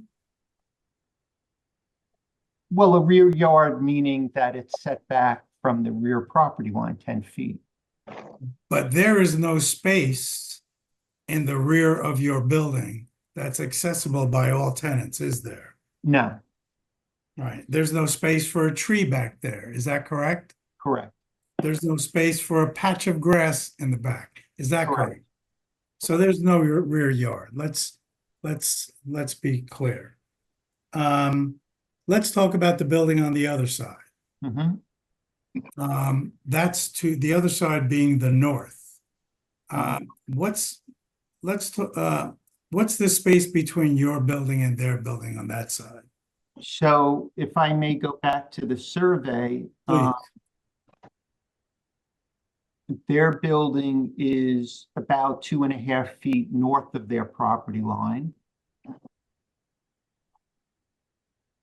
About, yeah, a little over 2 feet 7 inches north of the property line. And our residential floors are 5 feet off the property line. So we're about 7.5 Are you building to the property line on that side, Mr. Sirocco? Just to be very explicit. Are you building to the property line on that side, Mr. Yes, Sirocco? at the first floor, yes. And that's why you're asking for a variance on that side yard also, correct? Yes, correct. Yeah, let's just be clear about what we're asking for here. Right. So,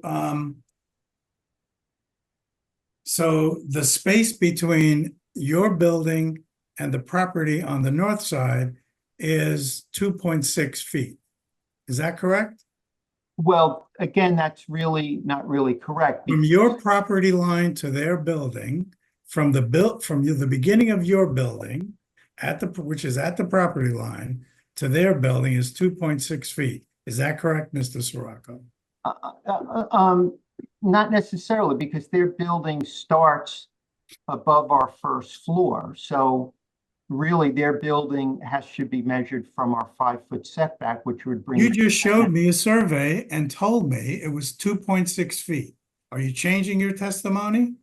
No, it's 2.6 feet. Well, Yeah. come on. Let's not, let's stay with what the survey says, if that's correct. Let's talk about the windows on that building. Yes. Can you give me a window count on that building?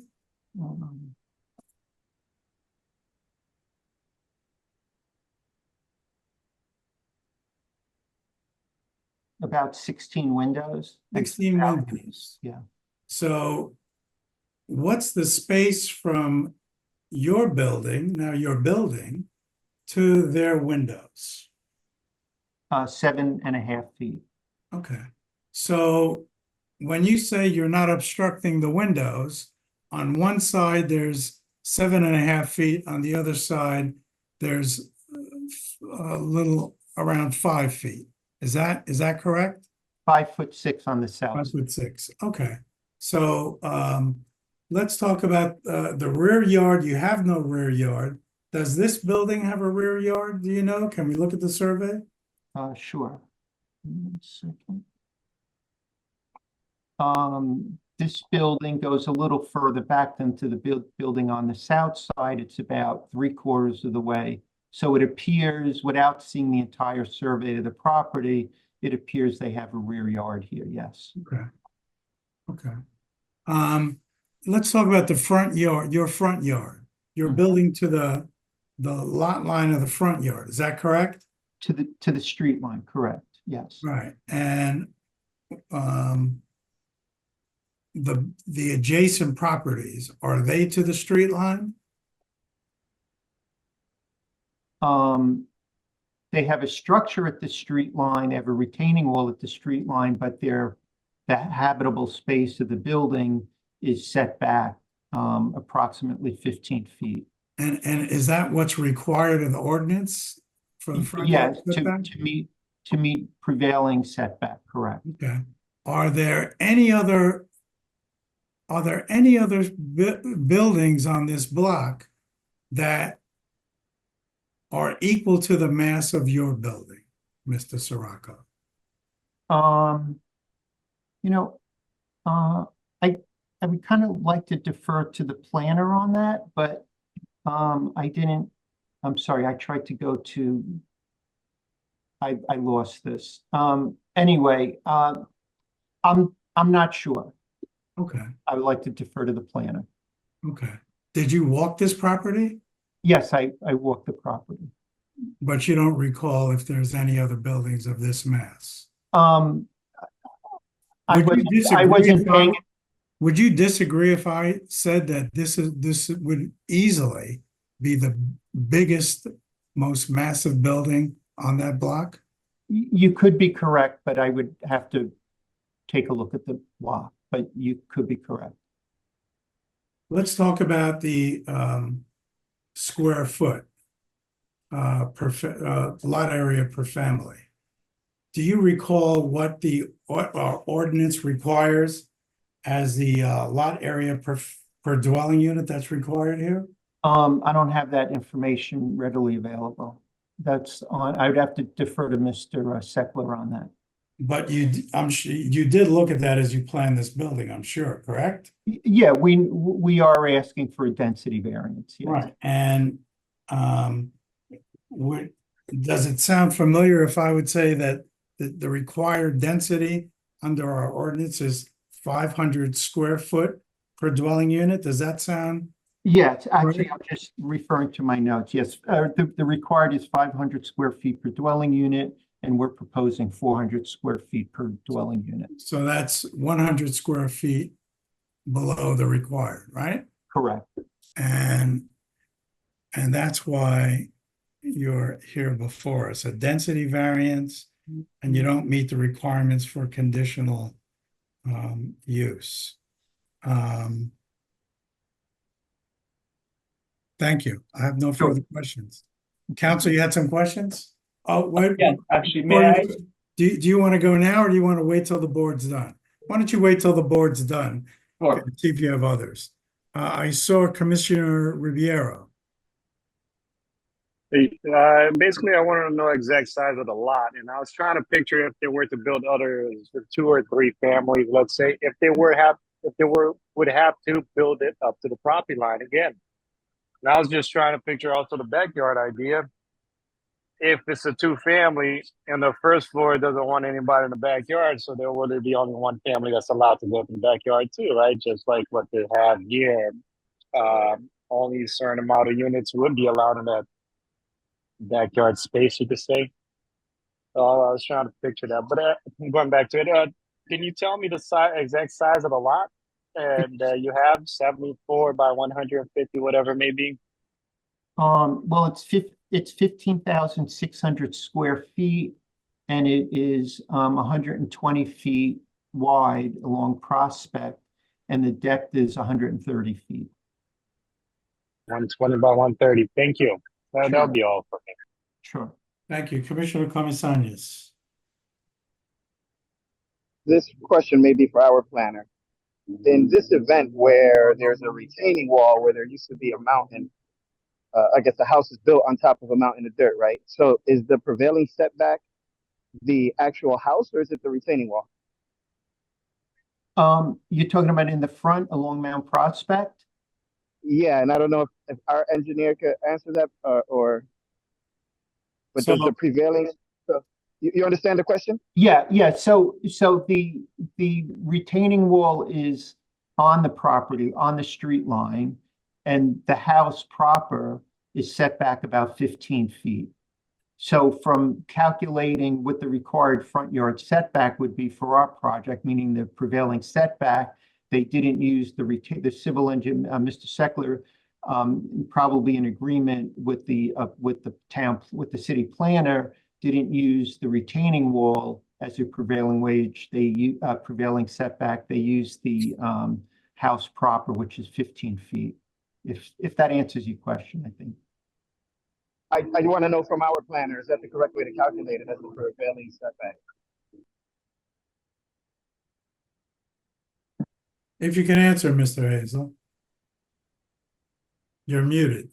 I'm sorry. The setback would be from the property line. So even in this case, as Mr. Sirocco has mentioned, that the retaining wall is on the property line. It would be from the property line to the building, the front facade of the building. You mean the rear facade? We're talking about the rear facade, right? Are you talking? Oh, I'm sorry. You're talking about the rear. Yes, from the rear facade. My bad. It would be from the furthest distance of the property, which would be the rear property line, to the rear facade of the building. Okay, and on the front of the building, it would be from the front property. Does not count as a structure being built on the property line? So that basically what you're saying, it wouldn't count as a zero setback if that wall is on the property line? Well, that's the question, because because the houses that were previously there were all built on that mountain of dirt, and now that mountain's not there anymore. So where all the houses had a retaining wall and were set back, now not all the houses have a retaining wall and are set back. So the retaining wall of the property line. Right. The definition of the front yard setback would be from the property line to the front facade of the building, not the enclosing wall, and so that's not considered part of the structure on the site. Okay, thank you for clarifying. Are there any other questions from the board for the architect?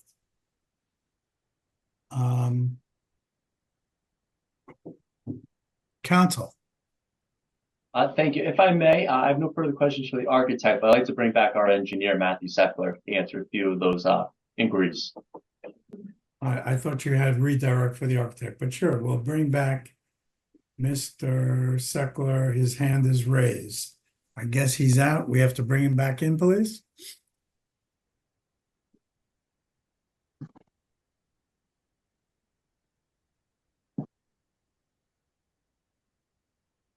There he is. Mr. Seckler, I remind you, you're under oath. Counsel. Thank you so very much. Matt, just a few questions just to clarify for the record itself. Is it fair to say that the first story of our building is for a parking deck? Yes, that is fair to say. Thank you. Is it also fair and consistent to say that for both the parcel to the left and to the right, we have a setback of only less than a foot of 6 inches only to the left-hand side from the property line and the proposed improvement? And then from the right-hand side, from the property line to the proposed improvement, roughly speaking, 2.5 feet? Yes, 2 improvements, yes. Okay, thank you. Now, the next question I have for you is it fair to say that for both the residential parcel to the left and to the right, that first story is not our first story is not parallel to an improvement, but rather the earth, but for almost the first just 2 feet of the improvements, both on the left and right hand side. Yes, and I have a, photograph and maybe an exhibit that may help illustrate that. And again, I don't know if this would help, so I'll share a couple images and maybe that'll help express that. Yes, and just one quick question on that note. What you're about to share with the board, was that part of the application submissions, or did we need to enter that into it as an exhibit? This was submitted as part of the package. Great. Why don't you walk us through that? And when you do so, if you don't mind, can you also demonstrate to the board that we absolutely took into consideration the residential units and the appropriate ingress and egress in the event of, let's say, a fire that someone would be able to get out by the windows with no obstructions from our proposed project? Certainly. And again, so I'm going to share my screen. Actually, the first thing I'm going to show is the architectural plans, just because I think that that has a useful elevation number on it. And then I'll talk about it from an engineering perspective. So the first thing I'm going to share is the architectural plans. This is sheet PB 300. This shows the various elevations, the east elevation, west elevation, south elevation, and north elevation. So I want to highlight here is both the south elevation and north elevation. Again, these are the two elevations that adjoin the neighboring properties. The south elevation, this is the one that's about 6 inches off the property line. North elevation, I think we judged about, I think it was 2.5 was the number given. But I want to highlight the fact that in the south elevation, the second floor begins at elevation 108. So about 108 feet above the datum is where the second floor elevation is. That's where the living level begins at 108. Same thing on the north elevation. Again, the second floor is at elevation 108. I want to highlight that because the ground at the neighboring properties sits around 106. So the properties next to us on either side, the ground is around 106. And I want to show a photo exhibit, and this was submitted as part of the package. This is photograph number 1. Did you take these photographs, Mr.? My office, I personally did not, but an individual under my care at Stonefield Engineering had submitted this. Thank you. And so if you look at this image, what you could see here is this is the building to our left, which is to the tannish building. That's the one to the south. The one to the right is the one that's to our north. And what you see here, that elevation 106 is basically the ground, if you could see it, below what is this kind of lower level or cellar level on the building next to us. That's at elevation 106. And again, our first living level is at elevation 108. So about 2 feet above that. So again, our first living level is basically, below the first set of windows and the second set of windows on the adjoining property. Same thing on the other adjoining to the north. So again, I'm just going to highlight. And Matt, real quick, before you go to the right-hand side, go back to the left-hand side. In your best estimate, what would you say the height difference is between our roof of our first floor where the 5-foot setback starts and the bottom of the window itself on the left-hand residential improvement? I would estimate that to be probably about 4 or 5 feet. Did you take those calculations, Mr. Secretary? That's an estimate. I did not take a calculation, Chairman. Yeah, he may be a bit out of his territory here, Mr. Posada. But he's an engineer. He could certainly look. Yeah. You want to give him a moment? I know engineers are big into measuring and math and stuff. Yeah. Again, from the photograph, I'm not going to be able to scale the exact measurement. So again, I'm just maybe from the architectural drawings. It's possible, but again, what I can say is that the ground elevation on the adjoining property is at elevation 106. We are at elevation 108 with our bottom of our basically first living floor. So I do know that our first living floor sits about 2 feet above the ground, not 2 feet above the floor on the property next to us. And again, I want to highlight where that ground is on the property. This might be a little bit easier photograph again to see that one to the south. 106 is, kind of here where the ground is. We're at 108 with our building, first livable floor. And looking to the north, this is probably, again, a better photograph, again, the ground is at 106 here. Our building is at 108. So again, obviously there's a lot of overgrowth here, so it's a little difficult to see the ground, but I want to highlight the fact that that ground level is about 2 feet below where our first living level will be.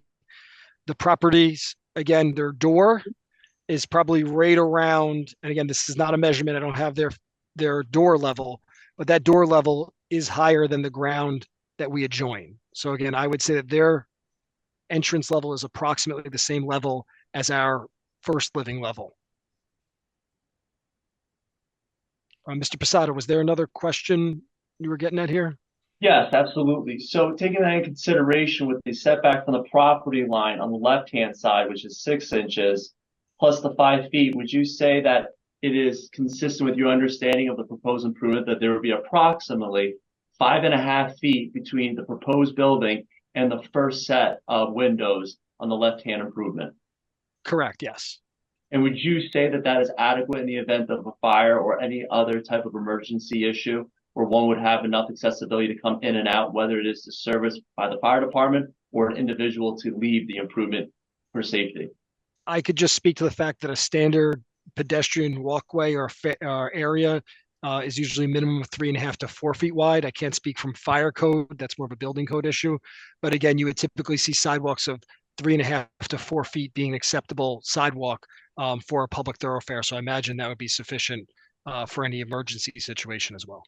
Excellent. And would you also say that, at least from that code, it would be sufficient on the right-hand side with those windows and that improvement? Yes, that as well. Thank you. I have no further questions for this witness. Mr. Seckler, there's not a 5.5 foot walkway though on either side of this property, is there? Not a continuous walkway, no. Thank you. I have one other question for the architect. Is the architect still here? Yes. I lost him. Here's your hand. No, I'm here. How do you do? Yes. Sirocco, hi. Mr. Sirocco, you testified that you looked at the city's ordinances in planning this, correct? Remember you testified that? Yes. And this is this property is in an R3 area, is that correct? Correct. And R3 areas permit 1, 2, 3, and 4 family dwellings, is that correct? Correct. Am I correct that on this property, without requested variances, probably, you could put 3 4-family homes? Is that fair to say? Theoretically, you could economically feasible. Well, you know, we don't.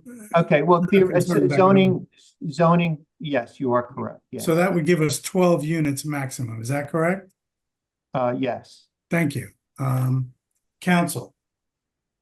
Thank you. I'd like to call my next witness, my planner, Mr. Nick Graviano. Mr. Graviano, could you raise your right hand, please? And Mr. Graviano, well, let's do it again because of the application. Could you swear or affirm the testimony you're about to provide be the truth, the whole truth, and nothing but the truth? Yes, Chairman. And once again, Mr. Graviano, your name, your address, and relationship to this application, please. Yes, my name is Nicholas Graviano. Nicholas with an H, Graviano, G-R-A, V as in Victor, I-A-N-O. Thank you. Mr. Graviano has already advised the board that his planning license is in full force and effect in the state of New Jersey. He's well known to this board. We'll accept him as an expert in the field of planning. Counsel? Thank you so much. Nick, have you had an opportunity to review this municipality zoning code and master plan as it relates to the proposed project? Yes, I have. Excellent. Can you please walk us through the variance relief that we're seeking here tonight? And can you also lead us off with the density variance issue, the D5, as it relates to this conditional use? Certainly. The applicant is before the board tonight requesting preliminary and final site plan approval relating to a specific piece of property known as Block 779, Lot 39, with a street address of 770 to 778 Mount Prospect Avenue. The applicant, as you heard in previous testimony, is requesting relief to construct a 39-unit multifamily apartment building. That use is a permitted conditional use in the zoning district. I would like to note that based on the previous question in the architect, this site would be able to accommodate 31 multifamily dwellings as per the density calculation of the lot size. So this is certainly a site that could accommodate 31 multifamily dwelling units as per code. The applicant, when you do the math, is requesting 8 additional multifamily units, which coincides with the amount of affordable housing that will be provided through this project on the site. The applicant is requesting D3 conditional use relief. Firstly, was touched on in previous discussion for the location of the multifamily building on the block. It is an interior lot. However, I would like to note, as Mr. Seckler provided in the beginning of his testimony, this site does straddle the boundary of the R3 and C2 districts. The C2 is a commercial district. However, it does permit multifamily mixed-use buildings of 5 stories or 60 feet. So this is certainly a location on the site where, and on the block, where there could be similar buildings constructed to the applicant's building. Additionally, I would like to note the chairman had some great questions regarding the size and massing of this property. I would like to note that this is by far one of the largest lots on the block, 3 times the required lot size. And I'll just share my screen for a second. And this is from the city zoning code. Zoning map on the ArcGIS. This is simply a screenshot. Can the board see the map? Yes, we can now. Thank you. Okay, you see the subject property is the lot with the dot. This was taken from the City of Newark ArcGIS system. As you can see, this lot is considerably larger than the neighbors on Mount Prospect Avenue on both sides of the street.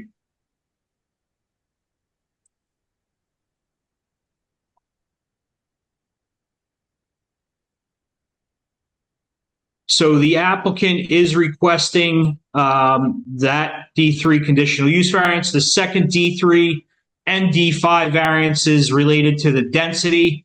The code requires 500 square feet per dwelling unit. The applicant proposes 400 square feet per dwelling unit. That is a more recent zoning change. Subsequent applications were developed under the 350 square foot per dwelling unit standard. So the applicant is requesting both the D3 and D5 conditional use variance.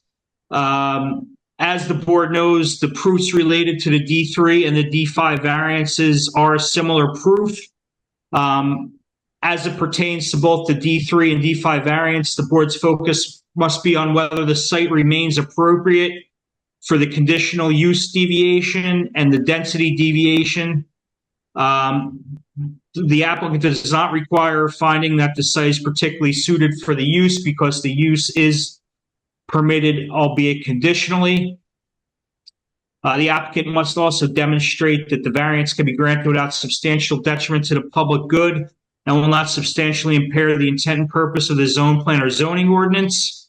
As the board knows, this is a site that has remained vacant for a considerable amount of time. Relating to the positive criteria, certainly this helps propose 3 main purposes of zoning in the municipal land use law. Firstly, purpose A, to encourage municipal action to guide the appropriate use of lands in a manner which will promote the public health, safety, morals, and general welfare. This will be an impeccably designed building built to current codes on an underdeveloped and undeveloped site. We'll also provide 8 affordable housing units for the city's affordable housing stock, certainly promoting the morals and general welfare of the community. Additionally, this proposal will help eliminate the nuisances associated with vacant and undeveloped lots that are seen in the city. Moving on, this certainly advances purpose G to provide sufficient space and appropriate location for a variety of residential uses to meet the needs of New Jersey citizens. This is a permitted conditional use in the district. The zoning code does recognize that this is an appropriate location for the proposed use. The applicant is also providing varied dwelling types to serve different segments of the community, everything ranging from 1 and 2 bedrooms and a very limited number of 3-bedroom units. And then lastly, Mr. Soraka's building certainly promotes a desirable visual environment through creative development techniques, good civic design and arrangement. The building massing on the front facade was broken up, so the building does have the appearance of multiple buildings on the street facade. Looking at the negative criteria, the applicant is obviously requesting that conditional use variance for the location of being an interior parcel on the block. But as I stated before, the property is next to the C2 zone, so this almost serves as a corner lot from a zoning context because it is at a zoning boundary of a location that to the parcel to the north permits mixed-use multifamily buildings as well as commercial uses at 5 stories and 60 feet in height. With respect to the requested density increase, I did say previously it is 8 units. There will be 8 affordable housing units here. The applicant is parking the building, is not requesting any parking variances. So certainly this is a site that can accommodate the increased density without substantial detriment to the surrounding community. We've discussed the C bulk variances that are required, mainly this front yard, side yard, rear yard setback. The applicant is also requesting lot coverage and impervious lot coverage variances. The number of driveways to provide the circulation through the garage. I think it's an appropriate design that helps the free flow of traffic. And then lastly, the variance for the driveway width that has been discussed. The applicant is amenable to either scenario proposed by the board's professionals. All of those bulk variances could be granted under the C2 criteria, whereas it relates to a specific piece of property. The applicant's proposal also advances the same purposes of zoning that I highlighted in the analysis of the D3 and D5 variances, purposes of zoning A, G, and I for the similar reasons provided before. And I would like to note that both the applicant's engineer and architect went through great lengths to describe the topography of the site, and that first floor setback request for the front, side, and rear certainly is tucked into the topography of the site, and there certainly will not be any substantial detriment to the public with the granting of that variance.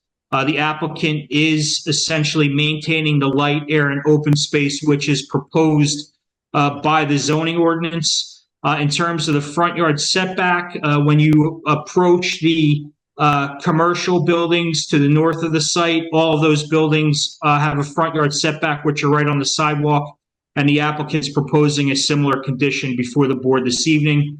So in summary, the board has certainly the positive and negative criteria proofs to approve the D3 and D5 variances using purposes of zoning A, G, and I without substantial impairment to the zone plan and zoning ordinance or the public good. Nick, just one quick question for you. When you're considering a density variance, is it fair to, actually more than one, is it fair to say that ordinarily you look to proposed development as to whether or not it satisfies the parking, the height, if there's a traffic impact, and is the stormwater going to be an issue, or if it's going to be addressed? Certainly, I touched on in my testimony, the applicant is meeting the required off-street parking for the district. Additionally, the applicant has agreed to all the comments set forth by the board's professionals. So from a drainage standpoint, there'll be no issues draining this building. So I see zero negative impacts from the increased density of this project. As I stated, it will be 8 units, and there are 8 affordable housing units in the building. Great. I have no further questions for this witness. Thank you, Board Chairman. Thank you. Are there any questions for the planner from the board? Questions for the planner from members of the board? You know, I just can't get out of vacation mode. I want to apologize to Mr. Peugeot. Did we lose Mr. Peugeot? And Mr. Coulter. I may have forgotten to ask you if you had any questions of other witnesses. So unless council objects, I'm going to impose and ask Mr. Peugeot, are there any questions you have for any of the witnesses this evening? I may have forgotten to give you that opportunity at the appropriate time. Questions? Well, I see that in the architect drawing, for example, they show 3 or 4 cars out front of the building. Some of the others. Do you have a question for the architect, Mr. Peugeot? Yeah, how many? So I'm going to it comes back to parking again. I'm going to ask Mr. Sirocco. Ms. Sirocco is back with us. Ms. Peugeot, your question for Mr. Sirocco.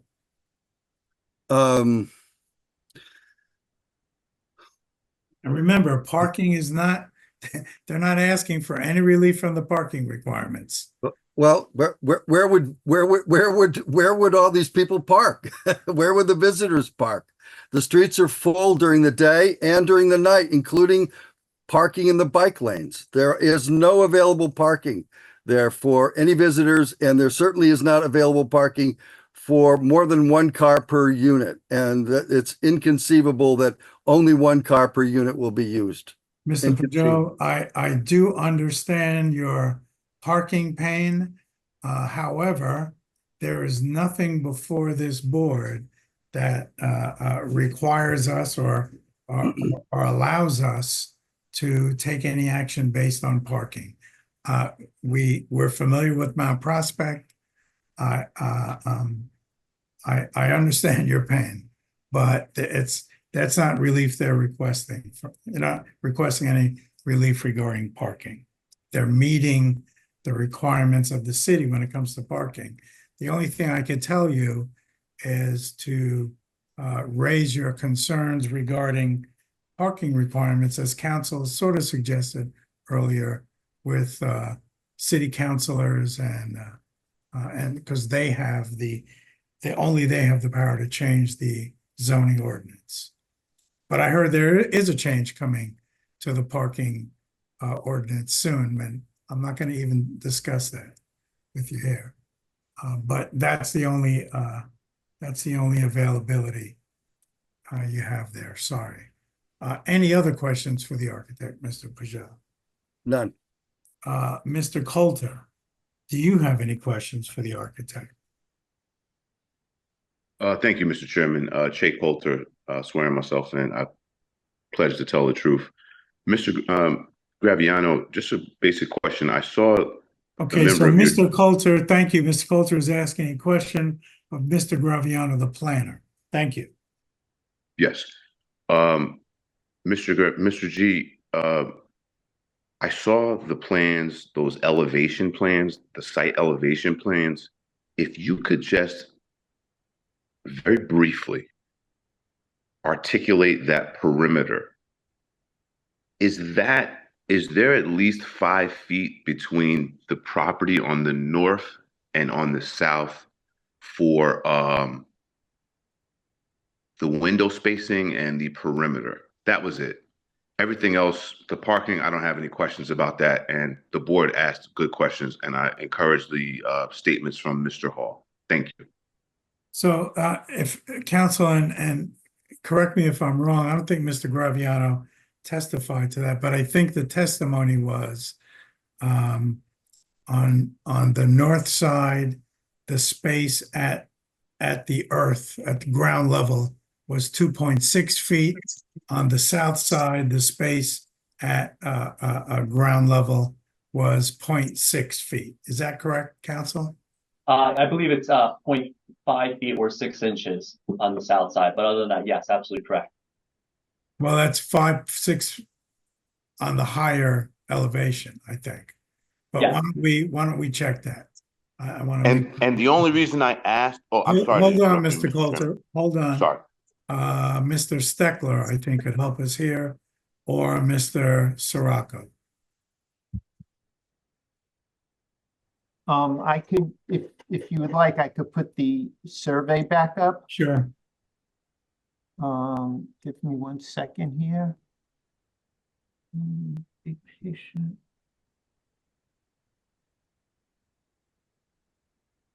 So on the north side, their building is 2.6 feet off the property line, and our residential floors are 5 feet, so it's a total space of 7'6". Right, but your building goes to the property line, so the space at the property line is 2.6 feet, correct?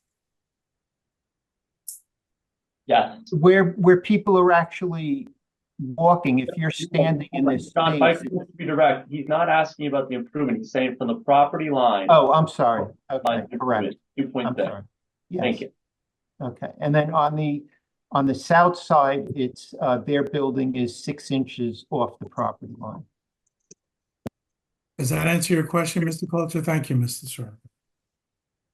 Yes, that does, Mr. Chairman. Thank you so much. Okay. Thank you. Ms. Posada, do you have any other witnesses?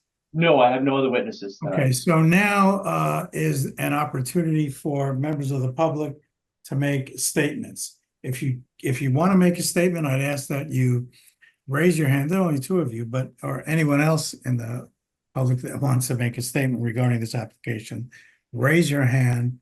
I will ask you to submit to the oath, and you'll have 3 minutes to make your statement. I see Chris Bernardo. Am I pronouncing your name correctly, sir? Thank you, Chair. We can barely hear you, sir. Can you hear me now? A little bit better. A little bit better. I'll move closer to the mic. How's that? That's fantastic. Thank you. You Sir, got it. raise your right hand, please. Do you swear or affirm that the testimony you're about to provide will be the truth, the whole truth, and nothing but the truth? I do. Please state your name, your address, and give us your statement for the record, please. Chris Bernardo, I'm the administrator for the Mount Prospect Partnership, the district management corporation for the Special Improvement District on Mount Prospect Avenue, located at 643-645 Mount Prospect Ave. I just want to touch on a few topics. The first being the quality of life aspect, which I do understand is not necessarily germane to the technical review that we're doing tonight, but I think it's important to highlight the importance of the impact that potentially we could have tonight on this block and also on the district as a whole. Unfortunately, we've been saddled with this property for 2 decades now. And over those 2 decades, the quality of life issues and the problems emanating from this property have just grown. We routinely are dealing with issues related to trespassing on this property. We have had a rodent issue that has grown and has emanated from this property not being maintained properly. And we would say, it would be our position that this property is uniquely, or I should say, this project is uniquely suited for this parcel. It is significantly larger than all of the other R3 properties that surround it. It does abut the C2 zone, which allows for significantly larger developments. And we would think that there is a plausible rationale for looking upon this proposal favorably tonight. It also is consistent with our overall economic development goals. We just completed a capital program for this district that is supposed to encourage and draw and attract this type of investment in the district, and including this type of density. We're getting prepared and ready for a district that is already in transition. We're getting ready for the Essex Hudson Greenway, which will be coming through at some point. And we're starting to look toward the future. I also just quickly want to touch on the issues of parking and pedestrian safety. The plan that we've put together addresses all of those issues, including changing the configuration of the bike lanes so that it is more appropriate and will allow and support this type of development. So we would want to express our extreme enthusiasm over this project tonight. And we would hope that we could move forward and really improve this block and ultimately the corridor. So I appreciate your time tonight. Thank you. Thank you, Mr. Bernardo. Are there any other members of the community that would like to make a statement? Mr. Peugeot. Ms. Peugeot, would you raise your right hand, please? Do you swear or affirm the testimony you're about to provide will be the truth, the whole truth, and nothing but the truth? I do. Please state your name, give us your address, and your statement for the record, please. Bruce Peugeot. I live partly, well, I live in near Hartford, Connecticut, 23 Herman Way, South Windsor, Connecticut. However, I own a building on Mount Prospect, which is almost across the street from this parcel. So my concerns are that the level of density of the number of people that would be packed into this fairly small area by comparison to the rest of the street. There were previously three families there, I believe. I was owner of the building that I own now when those buildings burnt down and the children died. There were, I believe, three buildings that were three families that were in the place of that. So a building of this density would incredibly crowd the community, which is very crowded to begin with. I've mentioned the parking, that's just one aspect of it, but there is no parking available on the street. During the day, you might find 3 or 4 spaces on any given time. During the night, there are no spaces, and this is including full use of the parking of the bike lanes. Every bike lane area that you can enter at all because of the location of it. Some bike lanes you can't, some of the areas of the bike lane you can't get to if somebody else is parked on the other end of that bike lane. But absolutely every usable space, including all the bike lanes, are completely full every single night. And during the day, the bike lanes are probably at least 50 or 60% full, not in addition to the majority of the regular parking spaces are completely full as well. So the crowding of these kinds of this amount of apartments would be absolutely astronomical and very destructive to the community, not at all an enhancement. 3 families that would be built there in lieu of the 3 families that were there probably would enhance the community quite well. But this type of building would just essentially be very, very destructive to the community, create no end of crowding, parking problems, frustration. So my own viewpoint is it would be no end of destruction to the community that would be caused by a building excessive in size as this is. Thank you, Mr. Peugeot. Are there, Mr. Coulter? Mr. Coulter, would you raise your right hand? Do you swear or affirm that testimony you're about to provide be the truth, the whole truth, and nothing but the truth? You're muted, Mr. Coulter. I do. Your statement, your name, your address, your statement for the record, sir. All right, Mr. Chairman, Che Coulter, 232 Avon Avenue, Newark, New Jersey, concerned citizen and inspector in training, union labor. I was there are a couple of things on my list that have been checked off. This building is another example of Newark being in demand. And as we have this balance between developers and them conforming to our local engineering code, I see the amount of homework that has gone into this particular project. We are in a nature of competition in free markets, but with that free markets, we have to balance our safety. We have a local engineering code that has to be adhered to. And I saw in the elevation plans them make a decent attempt to conform to not only Mr. Hazel's suggestions, but also the engineering department's suggestions and requirements. If this board deems that additional steps with respect to fire code need to take place, I would encourage those parameters to be applied to this application. But I like the fact that we're adding housing stock to Newark, and Mr. Charles Hall brought up something that is of significant concern to myself.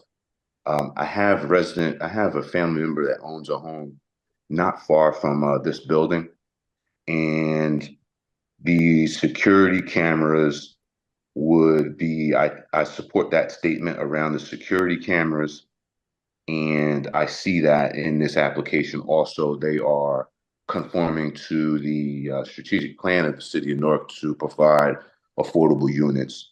So that's the meat and potatoes of my statement. And in conclusion, I would just encourage this board or suggest them to take an eagle eye perspective, as the chairman has done today, in how we handle the ways and means of density. This is setting a new standard. Our zoning map has changed, and as we develop and approve applications with density of this scale, we just take into consideration the fire code and also the neighboring developers, like the other gentleman who spoke at the genesis of this. He's dialing in from Delaware, and he owns a building. So I just want us to take all those matters into comprehensive appreciation of the community. And thank you, Mr. Charles, for letting me speak on this. But those are my concerns: security, them conforming to Mr. Hazel's standards, and them conforming in 100% compliance with the local engineering code or any other parameters that this board deems appropriate for us to be a vibrant city and to add to our housing stock in a safe manner. Thank you, Mr. Charles, and your colleagues. Thank you. Council? Thank you so much. So first and foremost, just want to thank the board and also the public for coming out here tonight and participating. You know, this is what it's supposed to be. It's supposed to be a public partnership between the developer and municipality and those constituents that are deemed interested parties. We also want to just thank the board's professionals outside of the hearing for answering my emails and my calls and setting up meetings with us in order to get us to this point with the proposed project, as well as the council members and the Mount Prospect community for their input as well throughout the development process. I understand the concerns that we have heard, and I also understand the commentary, most specifically related to density. In 2007, 24 units were proposed and approved by this board. Unfortunately, that never got developed. I do not know exactly why, but if I had to estimate, it would probably be because of financial reasons. The reality is that this site is plagued with a significant steep slope with a retaining wall that does require significant investment in and of itself. Throughout the years, I believe that that has plagued the opportunity for any type of smaller development, which is why you have not seen 3-4 family improvements being proposed here. I can say verbatim on behalf of my applicant that those numbers do not pencil out, specifically because of these significant stormwater improvements that need to be done that have been commented in the professional engineering report that's a part of your packet, as well as a retaining wall that we would have to develop in order to sustain any type of proposed improvement on the subject site itself. Not to mention the fact that now this is going to be an inclusionary development. So unlike the 4-family homes, and now having this density of 39 units now brings us under the perimeters of inclusionary development. So because of that, also understanding that not all 39 units will be market rate, but rather only 31, we have to consider the larger density. So that's where we came from, the density of 39. It wasn't just how much we can grab, but like I said before, it was originally because of the resolution of denial in 2019 that said 44 units. That was our starting point. And then commentary from the board, from the denial of res judicata, along with working with the board's professionals outside the land use hearing, as well as those required offsite improvements and obligation for inclusionary development, landed us at that 39 unit mix in order for this to pencil out and us feel confident that we can build this project. And I want to just end on that right there about building the project itself. As I said before, this developer is not a developer who flips it. He gets approvals and he builds it itself. He's done it at 179 Van Buren, and he's done it on other subject sites as well. So to echo what Mr. Bernardo said, is that this would actually be a significant investment in the municipality, because this project actually will come to fruition and change the landscape. No longer will someone walk by it and be reminded of the tragedy of the loss, but rather see a new vibrant improvement, which will also have a memorial to those victims who passed away, unfortunately, all too young, about 2 decades ago. With that being said, I hope this board finds it the affirmative. And again, I just want to thank everybody for their time. Thank you, council. We're now in discussion. We have discussion from the board. Commissioner Comisañez. Thank you to the members of the community who came out, especially Mr. Bruce, I can't say Peugeot, who owns on the block and cares enough about his residents to call in and not be absentee. But you know, the main concern there is parking, and they're not asking for a parking variance. You know, parking is going to get worse on Mount Prospect. Traffic's going to get worse on Mount Prospect. You could build a parking lot there, and it'll probably make traffic worse there.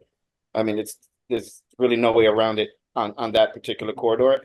Nor there should there be. It's a major corridor in a commercial with commercial stores, and this building would help support those businesses, right? You need density to keep businesses flourishing, keep the community growing. The numbers as they seem on the variance are a little bit different, the way they look on the design, you know, compared to everything else that was presented to us regarding this property.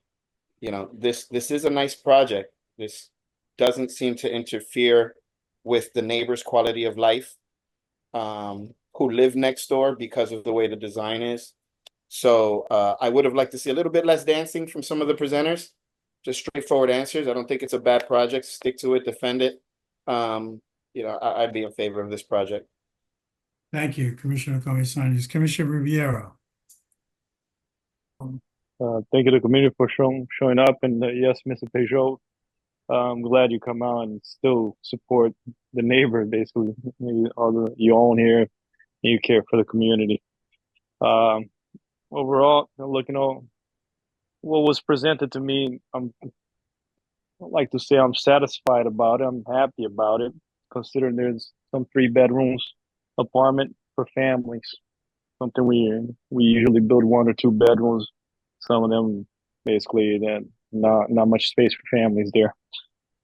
Considering a gym, lounge, workspace, the little balconies, I was hoping for a rooftop, but everything's about numbers sometimes, right? The size of the apartments are reasonable. Going over the small detail, Chairman mentioned about backyard. Not everyone has a backyard, and that's really what it is. Even if they build a smaller size unit, right? Only a few people would have, and you know, unfortunately. And nobody mentioned about the 15% of the units being for the affordable. You know, that I'm always in favor of that. So, in general, I guess I will be in favor of this application. Thank you. Thank you, Commissioner Riviero. Commissioner Hall. Thank you, Mr. Chairman. You know, first of all, thank the public. We learn a lot from you, and the gentleman from the Development Corporation. I appreciate your words, and everybody that spoke. When I look at this, it's a beautiful project. It has everything you could want. The amenities are there. The question and the elephant in the room always is density. It bothers me that this building is so big, in the location of where it is in the block, although, you know, to the left of it is maybe 4 buildings till you get to the corner. It bothers me. I wish it could have been somewhat smaller, and I wish developers would listen and hear that, you know, what's too much, what's enough. The fabric of a neighborhood is important, but when I go back and look over the last 20 years, nobody has come there to develop. The attorney for the applicant, and it may be a variety of reasons, the fact is it hasn't happened. The fact is, when you look at the pictures, and I look at it not as a picture, I drive past it, walk past it, and it's an eyesore. It's not being kept in any kind of way. I learned today that there may be a rodent problem there. Well, that's where they go. I also learned today that there may be some other issues from people coming in and hanging out there. And it makes me want to balance my decision. Yes, it's too big. Nothing is there. My colleagues' statements were right on, right? All of that's, everything they said is positive and it's right. But, you know, that you got to find a balance. And for me, the fact that there hasn't been anything for 20 years there, it would only enhance the neighborhood. It's a beautiful project. One of my colleagues mentioned, you know, there's stores all up and down Mount Prospect. It is a major throughway, and having more people in the neighborhood could only help those businesses. I'm particularly hope that they go shop at Pueblo Supermarket, where my members work every day. But having said that, and not wanting to make a long speech, I'm struggling. I have struggled, but trying to balance this. But I will be voting in favor of this project. Thank you, Mr. Chairman. Thank you, Commissioner Hall. Commissioner Jones. Yes. Good evening, all, and thank you, all the participants. Thank you so much for coming out. So I kind of want to piggyback off of what Commissioner Charles Hall has said. And the building is beautiful, it's gorgeous, but it's massive. It is a pretty large building on Mount Prospect. I'm very familiar with that area. And the idea of giving balance to something, that's my struggle as well. But when I think of the history of that plot in general, and the mere fact that this new building could bring life, right? And in addition to bringing life, not forget its history of to what has happened in the past, including the memorial and moving forward to build life. I believe that I would vote yes on this project as well. Thank you, Commissioner Jones. Any other comments from the board? Other comments from the board? Thank you. So I have some comments. There's an old saying that beauty is in the eye of the beholder. Well, I guess that's true because I do not see any beauty in this design. This building is massive. It's not broken up. It will dominate this block of small 3-story homes like nothing for blocks. It's huge. And of all the buildings that have come before us, this building has the fewest architectural details that we've seen in a long time.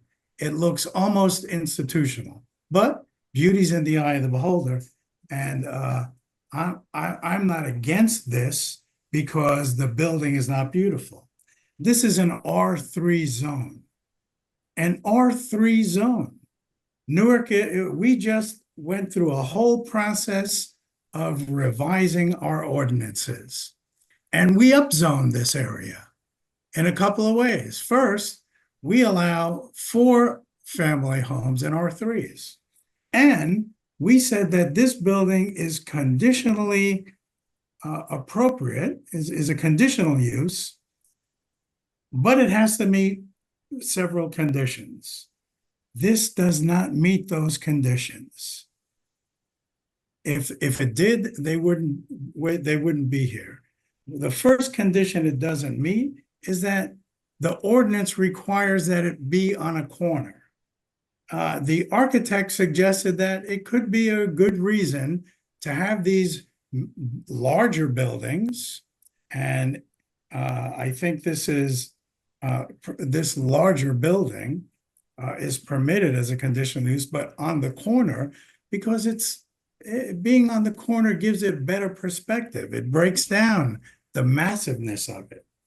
This doesn't do that. It's in the middle of the block, in the middle of a block of all small buildings. It also requires 500 square feet of lot area per dwelling unit. And this does not meet that. So once again, we are asked to stuff more people in to too small of a space. When will we stop doing this to ourselves? We know what happens when you put too many people into too small of a space. We know what happens when you when you violate density. And this is a new density. But I understand developers always want more. It's our duty to balance that. Yes, we want to bring vibrancy, but we're not here to develop Newark.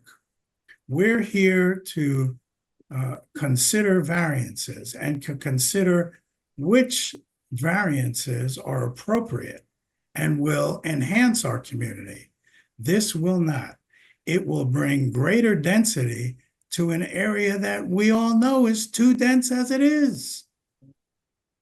And this will only increase it.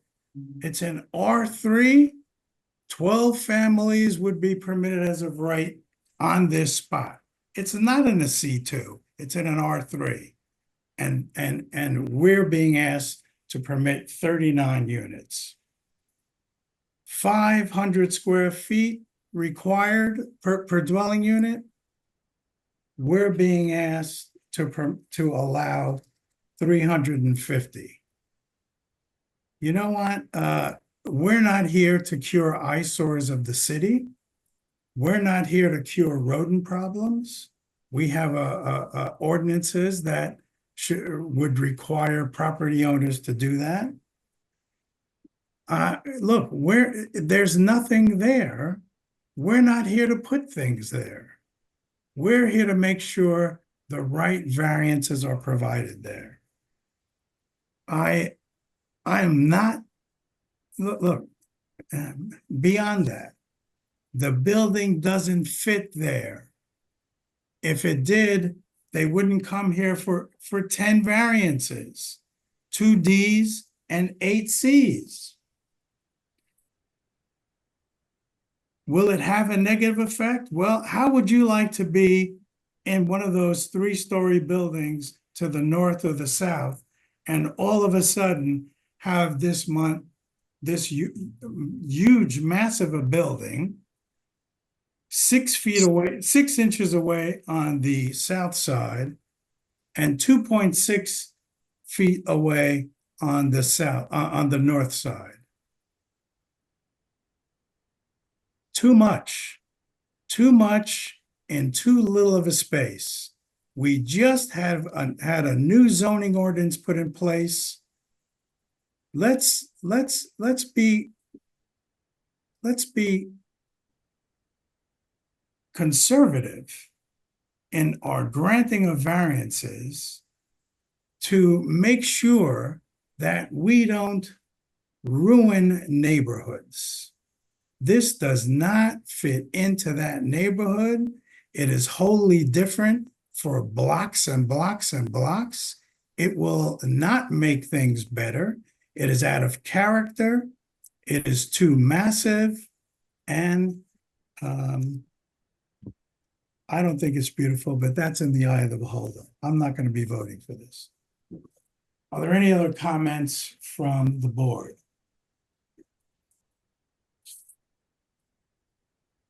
Seeing none, may I have a motion, please?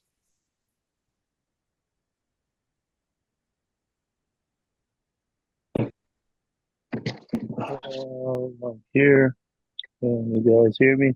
Commissioner Riviera. It's Can you guys ZBA hear me? There you go. 24-09. Sorry. Yes. Motion to approve ZBA-2409 located at 770-778 Mount Prospect Avenue with conditions. We have a motion to approve with conditions from Commissioner Riviera. May I have a second? Second, Comesaña. Second, Commissioner Comesañas. Call the roll, please. Member Hall, Could you come back to me? I shouldn't be first anyway, right? Member Comesañas, Yes. Member Jones, Can you come back to me as well? Member Rivera, Yes. Member Cobian, No. Member Hall,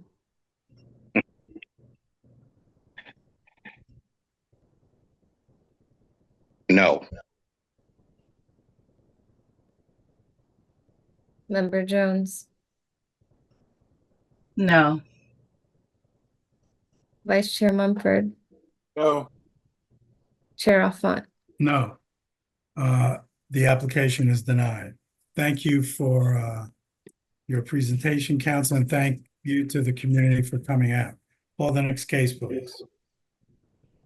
The time is now 8:50 p.m. The next item on tonight's agenda is ZBA-24-20, located at 59-65 McWhorter Street and 50-56 Bruin Street, Block 194, lots 10 and 26 in the East Ward. The applicant is Brewing Holdings Urban Renewal LLC. In the MX3 zone, the applicant proposes an amendment to ground floor plan to include 2 additional units for a total of 135 units. This project was previously approved by the Central Planning Board for 133 units and commercial space. The applicant is seeking a D3 variance for failing to meet conditional use standards, insufficient lot area per dwelling. Site plan approval is not required. The Board of Adjustment made the following findings of fact with respect to this property. It's located in Newark's Ironbound neighborhood with frontage on McWhorter Street to the east between Lafayette and Hamilton Streets. The total site area is approximately 17,368 square feet. The surrounding land uses consist of townhouses and low-rise family dwellings. To the south, to the north is an auto body shop. To the west are commercial properties. To the north is a vacant parcel, and to the south are low-rise multifamily dwellings. To the east, across McWhorter Street, is a mix of environmental and residential properties. Council, is your whole team in? Yes, we are all here. Okay. Before I ask you to put your appearance on the record, are there any objectors to this application? If you're an objector to this application, please identify yourself by raising your hand. I'll ask you to do that now.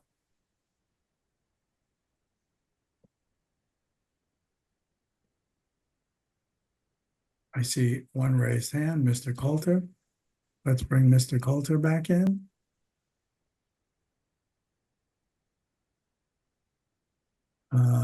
I see no other raised hands. Counsel, your appearance for the record, please. Good evening. My name is Rebecca Maioriello. I am an associate attorney at Connell Foley, and we represent the applicant, Brewing Holdings Urban Renewal LLC. Thank you. Counsel? Thank you.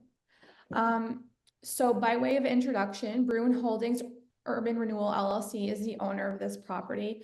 As Chairman Alphont stated, this property measures 17,382 square feet, and it's located within the Newark MX3 mixed use residential, commercial, and high density zone.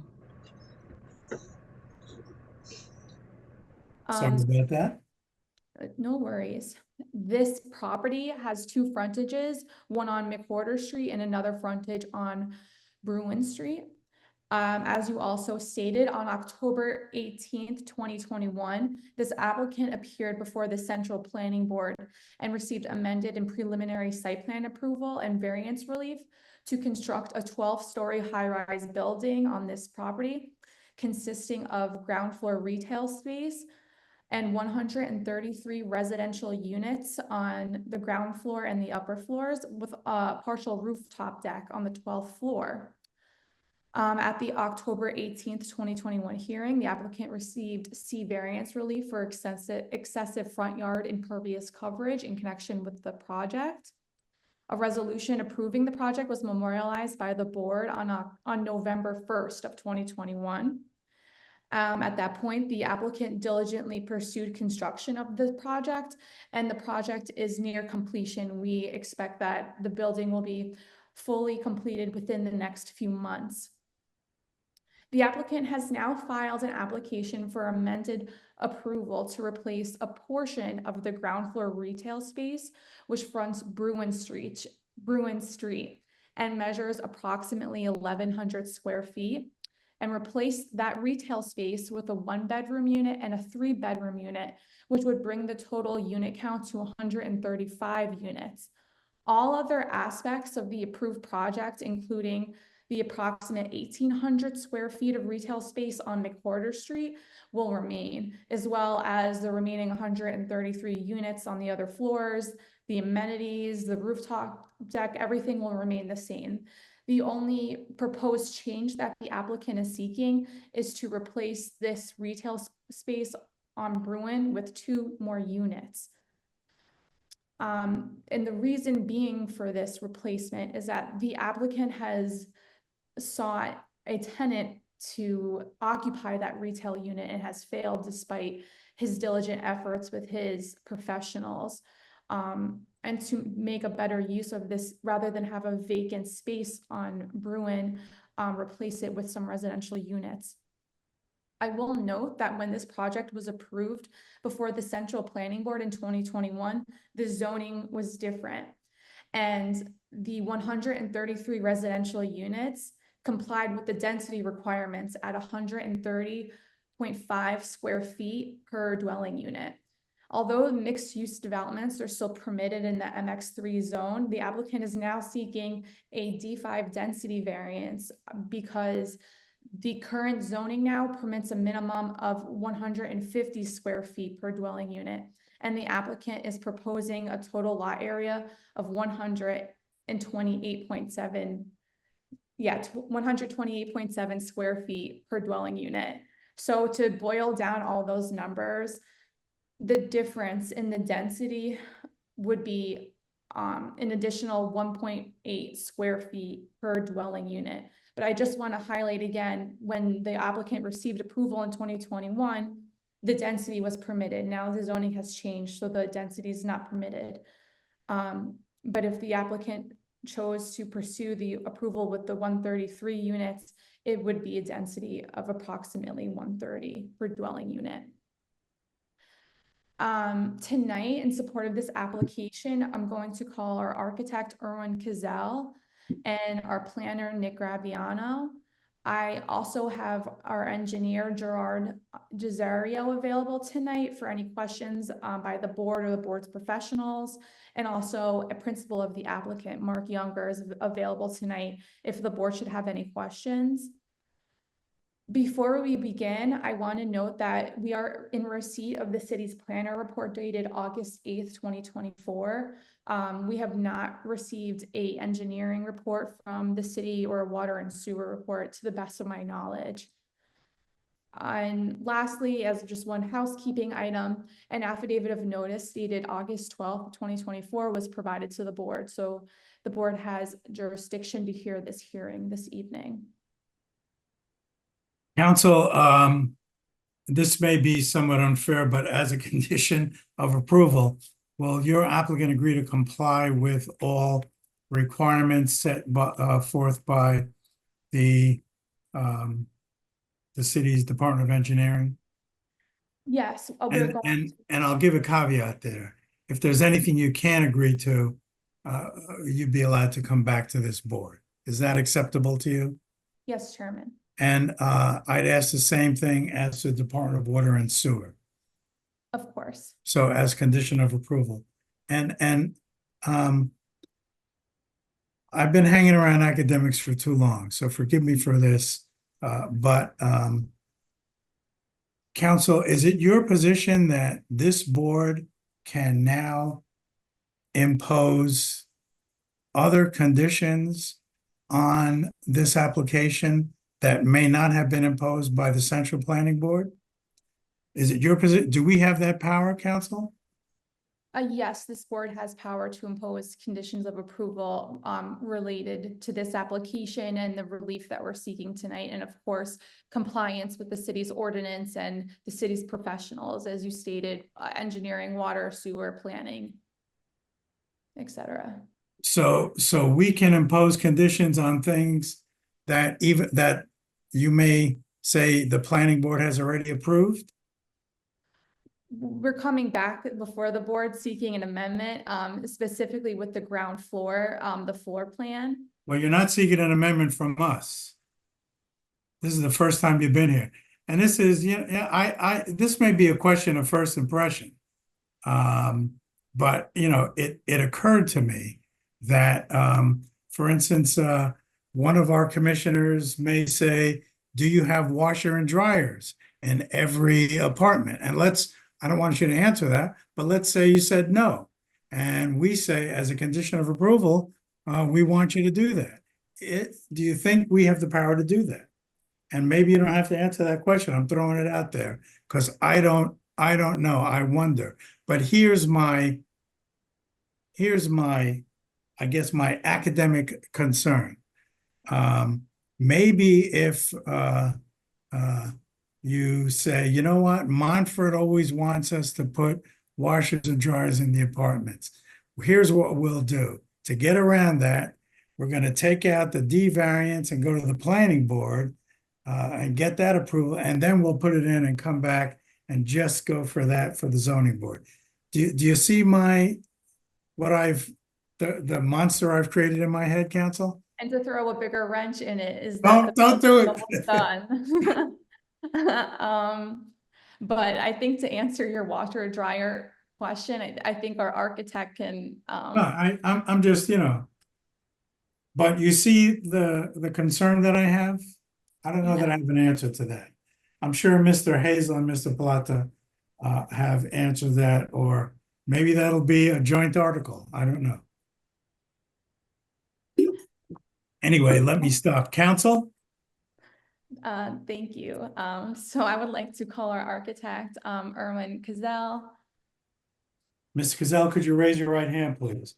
Do you swear or affirm the testimony you're about to provide will be the truth, the whole truth, and nothing but the truth? I do. Could you state your name, give us your address, and your relationship to this application, please? My name is Erwin H. Keisel. I'm a licensed architect in the state of New Jersey since 1981. I'm a principal of Jarmel Keisel Architects and Engineers in Livingston, New Jersey. And my relationship to this project is I am one of the architects who oversaw the design of this building and the changes that are proposed tonight. Thank you. Mr. Cazell, have you appeared before this board before? I have appeared before the Zoning Board of Adjustment at least once that I do recall, yes. Because I don't remember you, Mr. Keisel. Keisel, is that correct? Keisel. Keisel. It's okay. It's a few years ago, so. Mr. Keisel, is your New Jersey architectural license in full force and effect? Yes, it is. We'll accept Mr. Keisel as an expert in the field of architecture. Council? Thank you. Now, may I try to share my screen to start out? Please. But wait till council asks you to do that. Go ahead. Oh, I'm sorry. He's in charge here. Be my guest. So Mr. Keisel, are you familiar with the zoning around this property? I am. And are you familiar with the property itself? Yes, I am. Okay, great. Can you please give the board an overview of the proposed changes that we have to the floor plan that are being discussed tonight?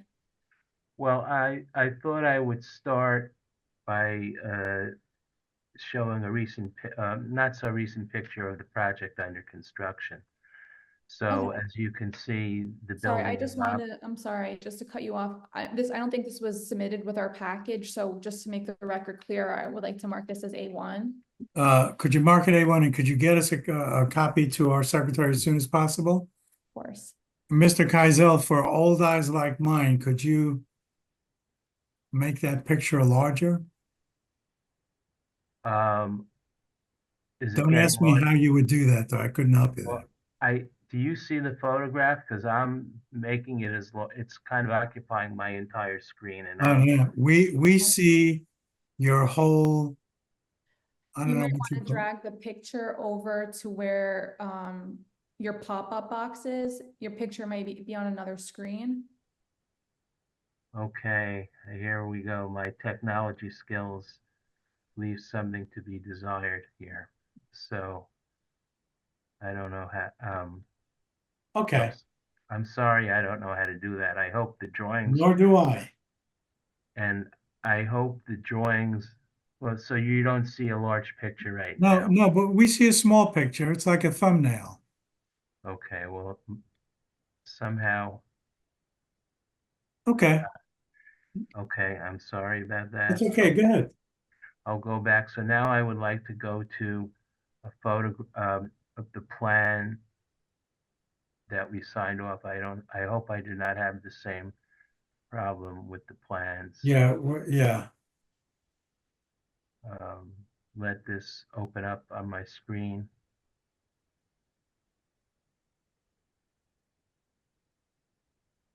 Do you see a large plan on your screen? No. No. Jerry, if I may ask you, can I stop sharing and can you share the images that I'm trying to share? Would that be possible? Jerry is Jerry Jasario. Cesario? Yep. He raises his hand. Is he in? Let's bring him in if he's not in. I don't think he's in. Who is Mr. Jasario? He He's is our the project engineer, Okay, also a member of our firm. okay. Engineers should be good at technology, right? Okay, Mr. Jasario, you're here, Mr. Jasario. I'm here. Okay, we're just gonna use you for your technological skills, so can you Well, bring up the picture of the building? Do you have it? He may Mr. not have the Brazil would have building. to send it to me. Can you just go to the floor plan, please? Okay, I I want you to know I did receive instructions on how to do this before the meeting, and unfortunately, Mr. Keisel, that's why I keep my grandchildren close by. yeah, Erwin, you're gonna have to send me the floor plan. So I have the So one. let's do this. We're gonna take 5 minutes, Mr. Keisel. You're gonna send Mr. Jasario everything that he'll need. Your counsel can help walk you through it. It's 9:07. We'll be back at 9:12. Let's go off the record. thank you. Recording stopped.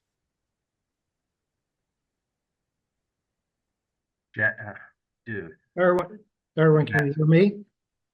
pardon me? Pardon me? Can you hear me, Erwin? Yes, I can. Can you hear me? Send the drawings to my home email. I'll give it to you. Well, hold on 1 second, because right now I'm trying to open up my email.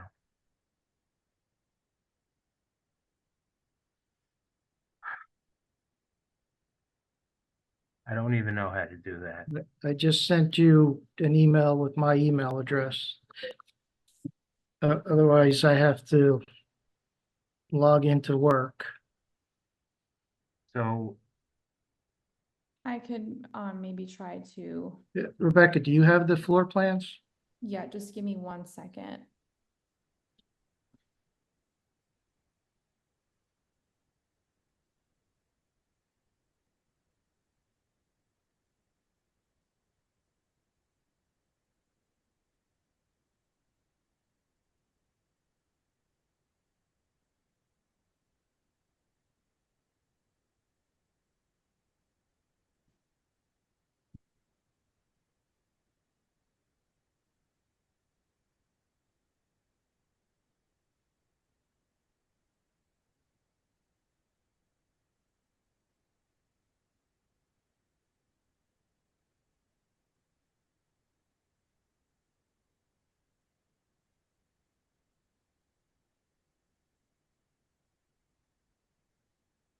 Give me 1 second. They're just loading on my computer.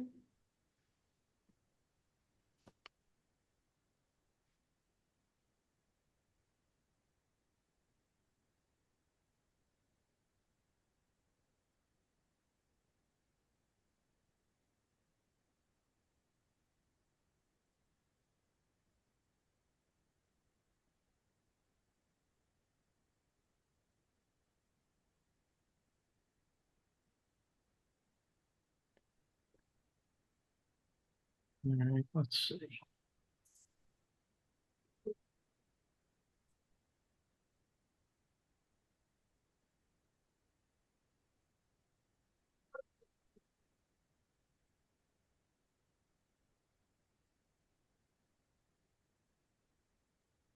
No picture.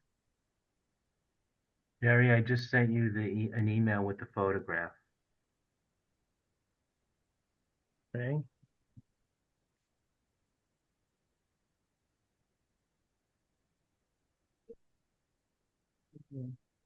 Got something. My computer right now is taking a long time.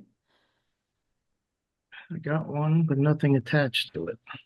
Well, in the email is the photograph. That's how it was sent to me. In the email, there's the photograph. Scroll down. Oh, that, okay. Okay. I think I have it now. Okay, share screen.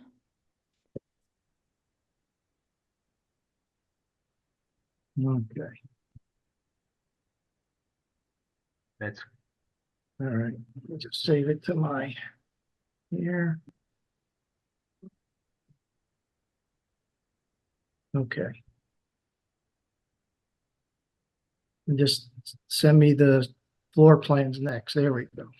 well, I don't have the. I don't. Can you guys see okay. my screen? Yeah, we could see your screen, and I could see the floor plans. Oh, okay.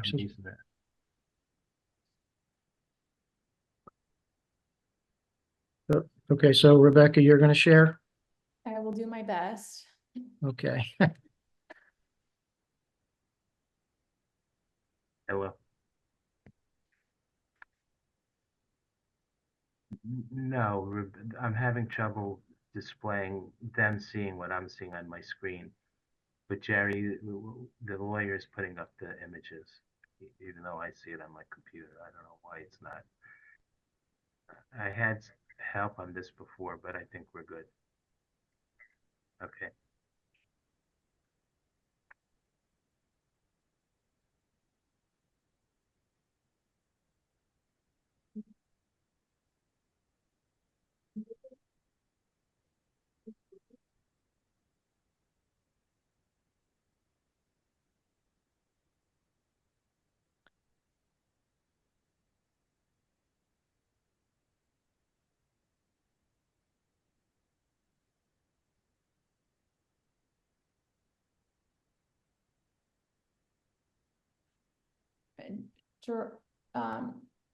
If you guys could, I don't know if you guys have the old floor plans too. I don't know if I'll have to share those. Yeah, if you can share, if you can put up the old floor plan too. If either of you guys have it, I'm at my remote computer and I don't have like the same tools as my office computer. So well,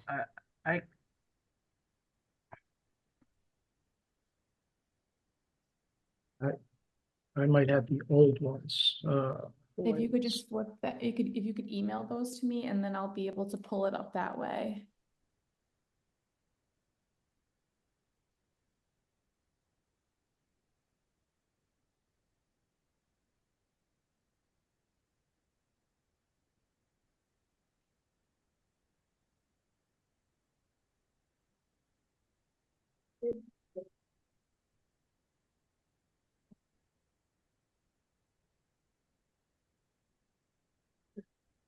Mrs. Gisario, you ready? I see you are ready. Okay, let's come back.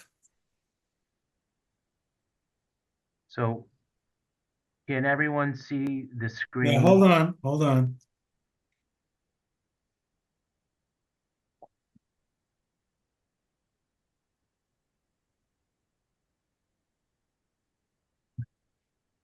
If I could ask the commissioners to come back.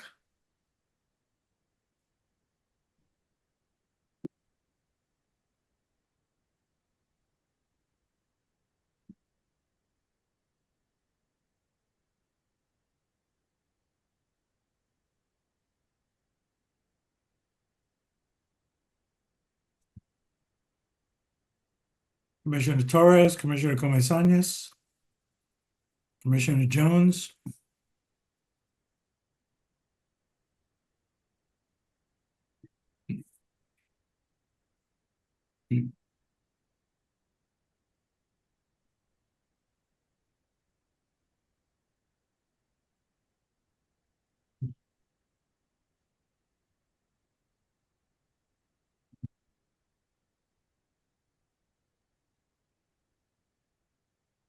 Commissioner Torres.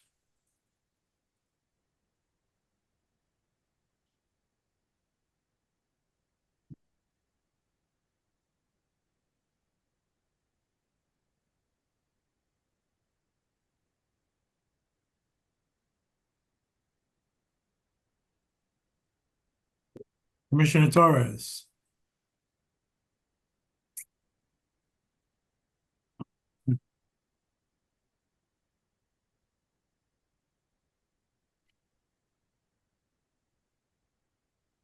Okay, let's, I think we're all here. Are we all here? Yes. Ms. Mejia?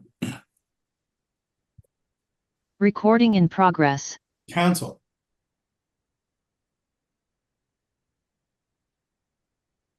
Oh, sorry. Oh my gosh, can you guys see the screen still? Yes. Okay. Yes. Okay, Erwin, if you could just please go over the revisions, the proposed revisions to the floor plan. So what you're looking at now is the first floor plan of the building. The area to the lower left corner of the screen, which is slightly gray, is the only area of the building that is being changed as a result of this application. The area that you're looking at was formerly retail space on the main floor, which is what you're looking at, with some additional space on the mezzanine level. We are proposing, in lieu of that retail space, a one-bedroom, 965 square foot duplex apartment. And below that, we are proposing a three-bedroom, 1,422 square foot, three-bedroom apartment. The three-bedroom has a living room, a nicely sized living room, dining room on the first floor with a kitchen. And off of that is the first bedroom. On the one bedroom above that, you see a living room, dining room arrangement with a bathroom and a kitchen. So if you could, and the three bedroom also has a bathroom on the first floor. So if you could scroll up to the mezzanine level floor plan, you will see the upper portion of the two units. So you walk up the stairs, you see a bedroom to the left and a den to the right and a bathroom on the one bedroom unit. And on the three bedroom unit, you'd see two nicely sized bedrooms, one on the left with a balcony, one on the right, and also a bathroom. No other portions of the building are subject to change. And as was indicated, the rental activity on this, retail space was not favorable. As a result of that, our clients are looking to convert these to residential units. As was stated earlier, we formerly had 133 units. The new unit count is 135 units. And really that's, there's some window rearrangement on the outside of the building to make the windows suitable for residential use. And there's a lot of window space on the on the facade of the building. And really, that's the gist of the change. The two apartments can be accessed from both Bruin Street on the left, where you could see a door right above the one-bedroom apartment, and they could also be accessed from the main entry to the building, which is seen as resident lounge. Um, you could access them via elevator, which would go up a few feet to the higher level that's behind the residential lounge, or you could walk up the stairs. So they're easily accessible, and we believe they are nice units that would be attractive to potential residents. That's really the summary of what the changes are to the building at this point. And can you Yeah. confirm that I'm sorry, Chairman, if you want to No. ask. Can you confirm that these two units will have their own washer dryers in their apartments? They will have their own washer dryer. They are shown. There's a closet on each of the two in each of the two plans.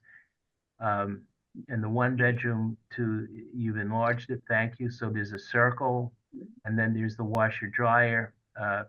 That's the washer dryer, the rectangle that's in the closet. And on the lower level, 3-bedroom, there's also a washer dryer indicated by the letters W/D. So yes, they will have a washer dryer. And just so we can make the record clear, can we confirm that actually all of the units in this building have their own washer dryers? They do. They do. I don't have any further questions for my architect, so I submit to the board and to the public. Are there any questions from the board for the architect? So you said one is a duplex. Could you walk me through the duplex? They're both duplexes. So they have levels on the main floor, which you're looking at, and then there are two stairways, one in each unit, indicated by the lines and the word up. So the resident would walk up the stairs and then end up on the loft level of the apartments, I believe. Okay, yes, scroll up a little further. Oh, okay, so now you can see the upper level, the loft level of these two apartments. And the second floor of the one bedroom has the bedroom on the second floor. It has a den and it has a bathroom, and the unit below that with the stair accessing the lower floor, and then it has 2 bedrooms, one on the left with a balcony, and the balcony is indicated by that kind of trapezoidal shape, and the balcony rails are translucent glass, so it has a very nice appearance. And then there's the bedroom to the right, and then the bathroom. So this is a summary of what they look like on the loft level, on the second floor level. And they, in terms of design, they have a nice square footage, and they're very attractive potential. What's the size of the den? And why is that a den and not a bedroom?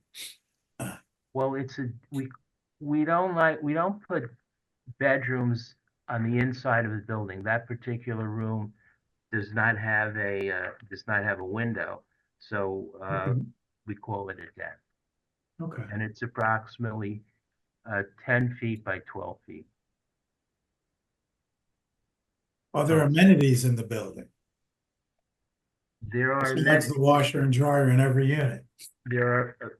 Yes, the building does have amenities. Many of them are on the top floor. I mean, it complies with, it has lots of,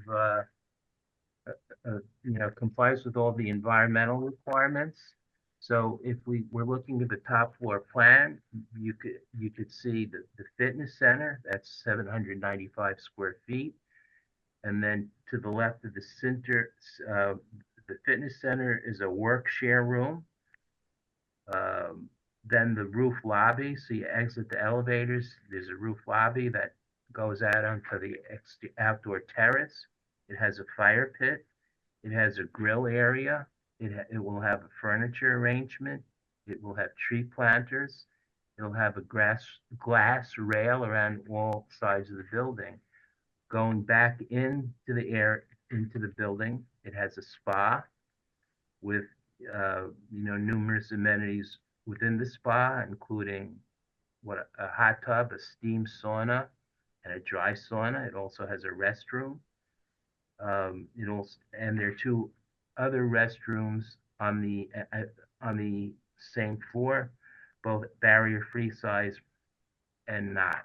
So yes, and there's a janitor's closet. So that is the amenity floor. It's extensive, and that area steps back from the main building. Around that area is the green roof, and that roof retains water to minimize, storm water going into the system in compliance with, the ordinance of the city. So this is a brief overview of the amenity floor, aside from very nice views. Mr. Gazelle, did you present this to the planning board? Yes. And to the best of your knowledge, did the planning board? I'm sorry, I personally did not present it. My partner, Maxwell Jarmel, presented it. So you were not there? I was not there. Okay, thank you. Are there any questions for Mr. Gazelle from the board? I saw Commissioner Comesañas.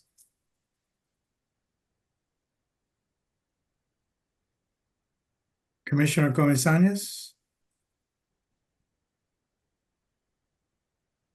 While we're waiting for Commissioner Comesañas, Commissioner Torres. Yes, I would like to know, do you have a rendering for the Bruin Street area? We do have a rendering. I don't know if it's not my computer. I don't know if our attorney has that on her screen right now or available to present. But I was hoping that if she can give up the screen to Mr. Cesario, he could put up the in progress photo of the building. Right, we have, the building is almost finished, and we have a picture of the property that I believe was taken today.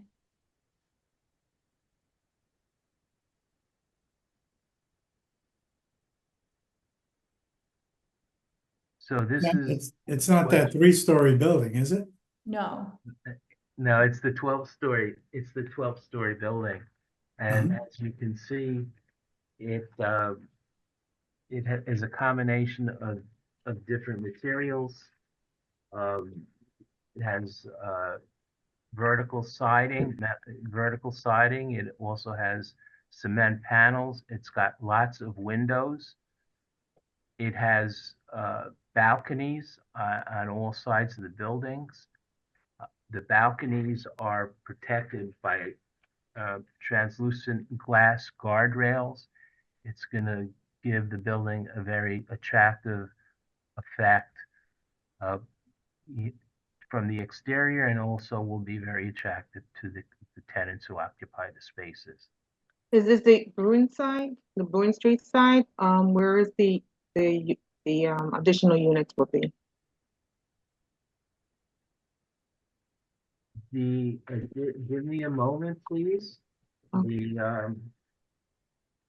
Let me just page through my drawings. Also, this photo was taken today, was not submitted with our initial application. So if, for the record, if we can mark this as A2, and I will provide it to the board secretary. Thank you, counsel. So marked. Okay, so this appears to be the Bruin side. Let me just make sure that this appears to be the Bruin side of the property. The new dwelling units are going to be in, kind of at the corner of the building where the hand is right now. So you could see that the window where the unit is not installed. That's just an indication of where the units are going to be located. And just to help explain the site is sloped. The Bruin side is the lower portion of the site. So what you're looking at where the missing window is, that's the loft level or the mezzanine level of the apartments. The actual apartment starts on the level below that. That's blocked by the fence and the construction vehicles, but the lower portion of the apartments are on that level, and the upper portion is where you see a gentleman in a red shirt standing. So that's the corner of the building that will have the new apartments, the newly proposed apartments, should this board move favorably on this application.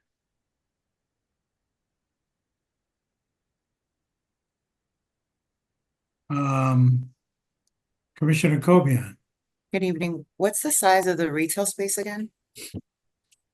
Well, there's two retail spaces. There's retail on the Porter Street, and that will remain. The original amount of retail space was 2,969 square feet. 1,801 square feet is on McWhorter Street, and that will remain. The 1,168 square feet on Bruin Street is proposed to be replaced by the new dwelling units. Thank you. Commissioner Comisanias. Hey, sorry, I had a little issue earlier.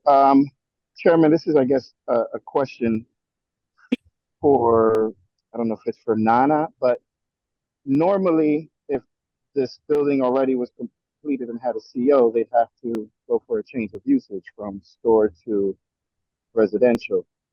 In this case, the building's not done. Do we have to hear the whole application to know what the building is, or do we just hear the stores being changed? I hope it's just the stores, but it just seems like kind of backdoor.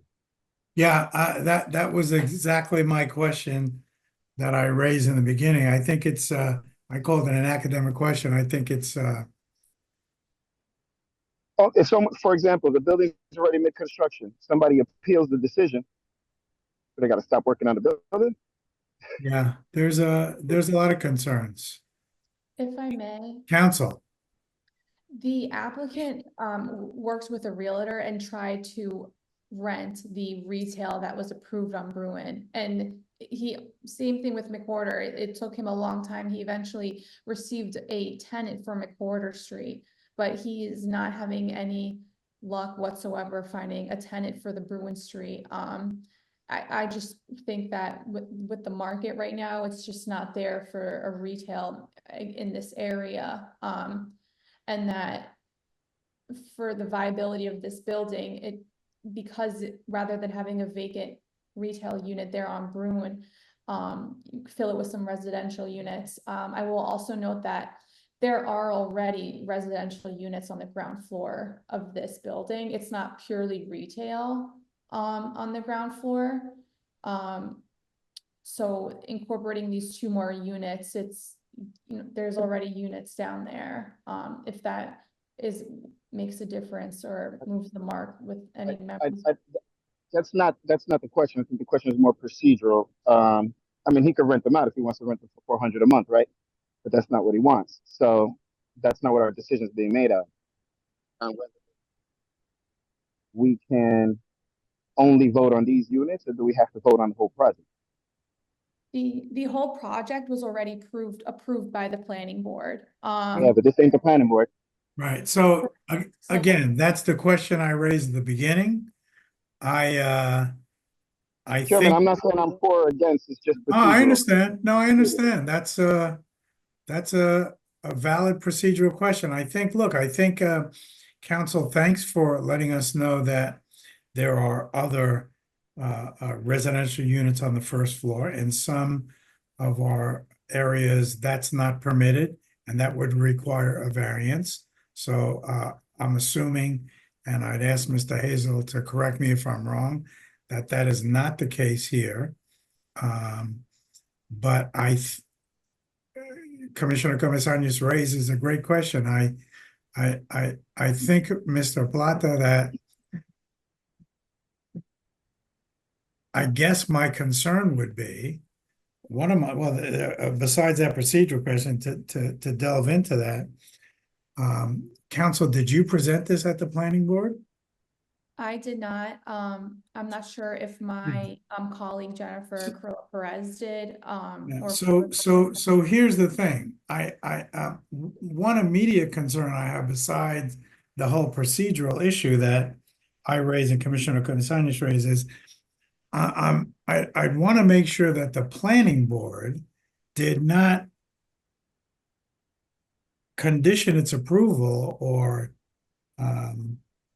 and maybe that it's just too strong of a word, but I think it's you get the sense that there be commercial spaces on this site on Bruin Street.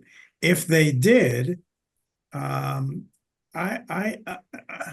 would be remiss to step on their toes here, because if they feel that that would change their approval or the way they view the project, I think we'd be encroaching on their decision. So I wonder, counsel, and this may not really deal wholly with Commissioner Comesañas and my questions about procedural issues, but I'm trying to do the best we can. As a condition of approval, would you agree to our planner confirming with the planning board that the inclusion of commercial spaces on Van Buren was not an integral or a part of their decision in this matter? Does that help? yes, I think that, and I just my client is emailing me that when this application was presented to the planning board, when the applicant had done all their financials for this project, how they're going to support it, their intent was to have a commercial storefront on Bruin and McWhorter, and that was their intent, and it was not something that was frowned upon or prohibited by the central planning board. And of course, I would not object to us working with the board planner to just confirm that this was not something that was objected to by the planning board. I understand what you're saying, you don't not objected to, but depended on. Jerry, does that make sense?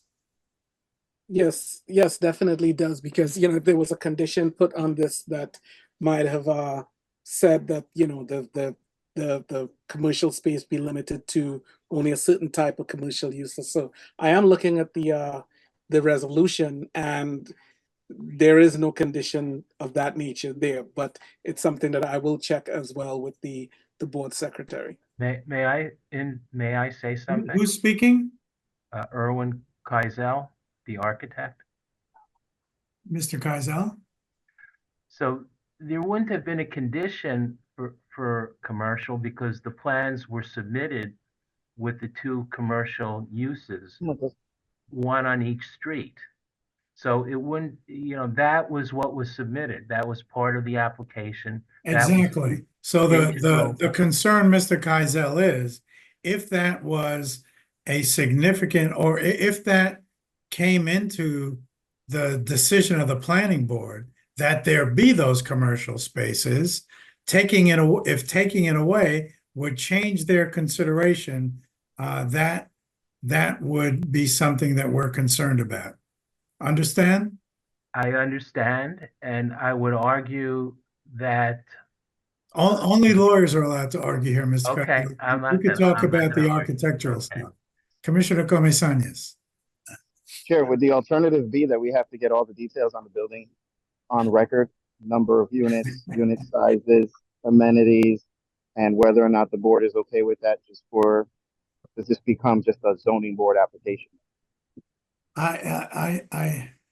You know what? I am going to punt to Mr. Plata on that. I think that if the planning board said, well, when we looked at this, we wanted those to be commercial spaces, and now that they're not, we may look at it differently. And I think maybe then we hear the whole application. But as to what we do now, can we, I don't know. Or was there community objection that was brought up at that time and now we don't know? That's absolutely, yeah, that's another great point.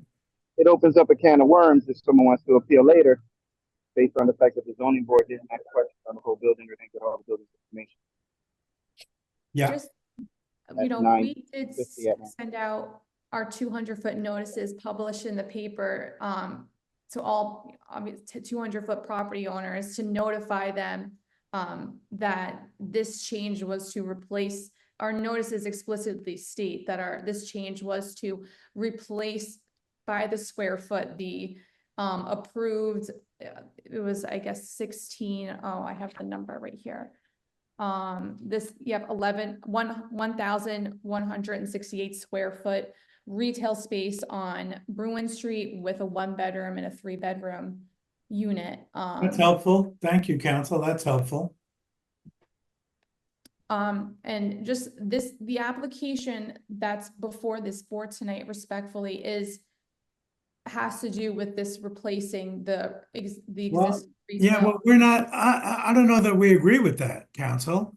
We don't hear just amendments from other boards. We hear whole applications. And I think that's the concern that Commissioner Comesañas and I both raised. You want us to look just at what you're calling an amendment, but it's not amending anything that we've looked at. So that's the concern.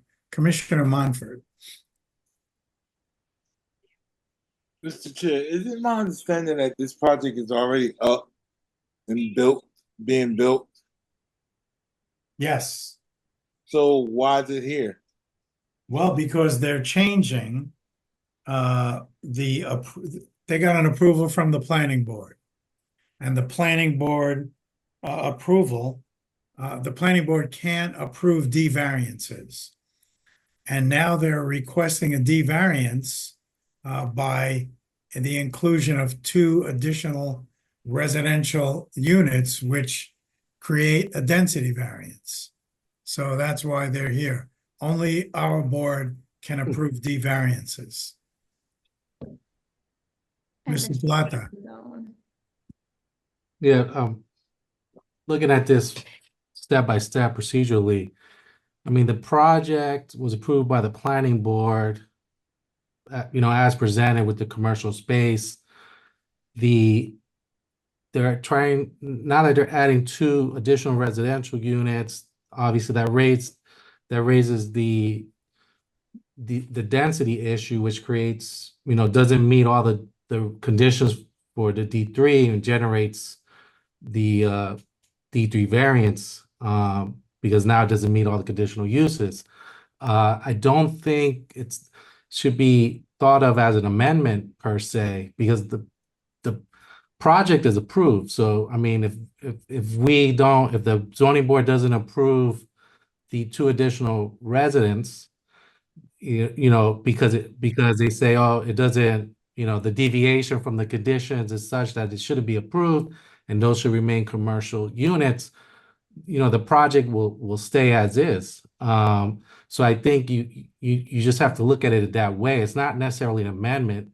It's coming here for the D3 to permit those 2 additional units. And I believe, so the board does have to act. Now, if the board feels it needs to consider, additional information on the application to have a better understanding of the project, to determine whether the deviations from the conditions are such that, the D3 should be approved or not, that's another, that's another issue. But I leave that to applicant's counsel on how she wants to present the application.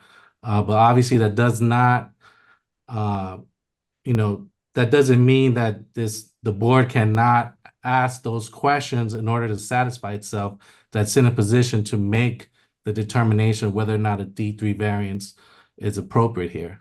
But I don't think we should look at it as amending the application or stepping on the toes of the planning board. I just, I don't think it needs to be looked at that way.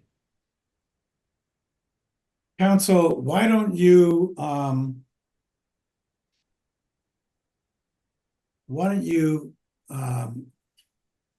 ask your team to present this as a request for a density variance and go through all of that. And that will take a little bit more time, but it'll give us a better full picture of this request. So can I present my planner at this time? Sure, and council, the next time Ms. Carilla Perez tell you, oh, it's just easy, it's just you're going for these two things. Remind her about this. Yeah, please. Commissioner Monfort.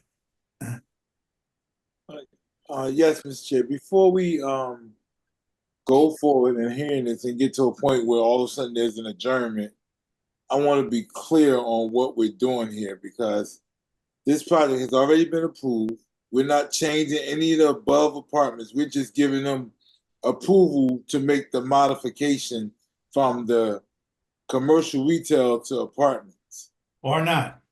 Sit here for maybe an hour to 30 minutes, and then we get to a place where all of a sudden there's an adjournment. Like, Counselor, I really think we need to know what we're doing here, because I don't want our time is valued, and to get all the way through and then we get all of a sudden requesting adjournment, or we see that the facts that you're presenting to us with your professionals tell for us to say, hey, I think you should adjourn this matter, come back with a different thing. I just want to make sure we're actually going to hear something that's worth approving. It's a fair point, counsel. I think that the focus here is on the density variance that we're requesting. The use is approved. When I say approved, it's permitted. The residential use is permitted and the retail use is permitted. And as I stated before, the ground floor already has some residential units on it. I think the question before this board is whether the criteria is met to warrant the D3 variance that is being proposed. I mean, not the D3, I apologize, the D5 density variance, where a minimum of 150 square feet a unit is required in this zone. And at this juncture, we are proposing 128.7 square feet per dwelling unit. And that is the question that this board has to determine today. Okay, so you want to proceed, is that correct? That is correct. Okay, how would you like to proceed? Are you done with Mr. Keisel? Unless the board has any further questions. Are there any further questions for Mr. Keisel? Mr. Keisel, I think it might be helpful if you just go through the floors, how many units are on each floor, so that we get a sense of this project. Absolutely. The density of this project, right? Right. So as was stated, the density is 128.7 Right. square feet of site area. And if where did your partner go? If he could put the Mr. Cesario is still I here. could put it up. If we could put the plans up, yep. So why don't we go to a typical, floor plan? I mean, unless we could start on this is the basement level, by the way. Why don't we stay on this? The basement level has a party room across the front with restrooms and a kitchen. To the right of that is tenant storage. And then we have building support spaces, namely a data and telecom room, building storage, management office, and it has the elevators and the 2 stairs. I would like to stress, and reading from your engineer's report, that the minimum lot area per dwelling unit is 130 square feet, and that what we have as a result of adding these 2 units is 128.7 square feet. So the deficiency is 1.3 square feet per dwelling unit, which in my opinion is minimal. So then we could go, if you can like zoom out, so please go to the floor above the floor above it. And we could, staying on this, you could see the residential units that are on the first floor and loft. So across the top of the screen are 3 residential loft units. You know, there's a living room on the floor below, and then there's a loft area on the floor above, each with a good size walk-in closet and restroom and bathroom. Sorry. So in terms of now we can move to a typical apartment floor. And as was indicated, the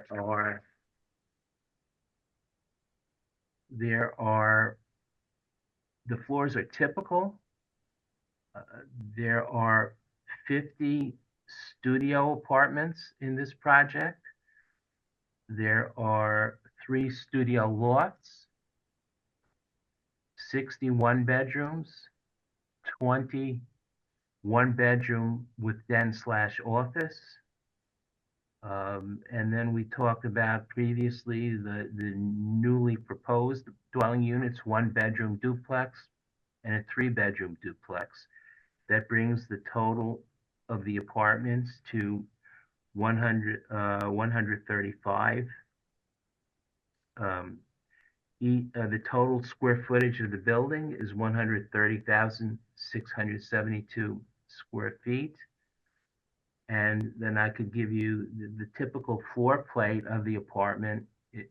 Floors are 8,614 square feet. And perhaps you can zoom in on a typical on these apartments, so I can walk you through like this where you are now. Maybe zoom in on that. That is a typical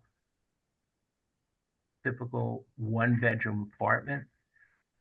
As you walk in the entrance, to the left is a small den that's 5'6" by 8'9" long. It doesn't have a door. It's open.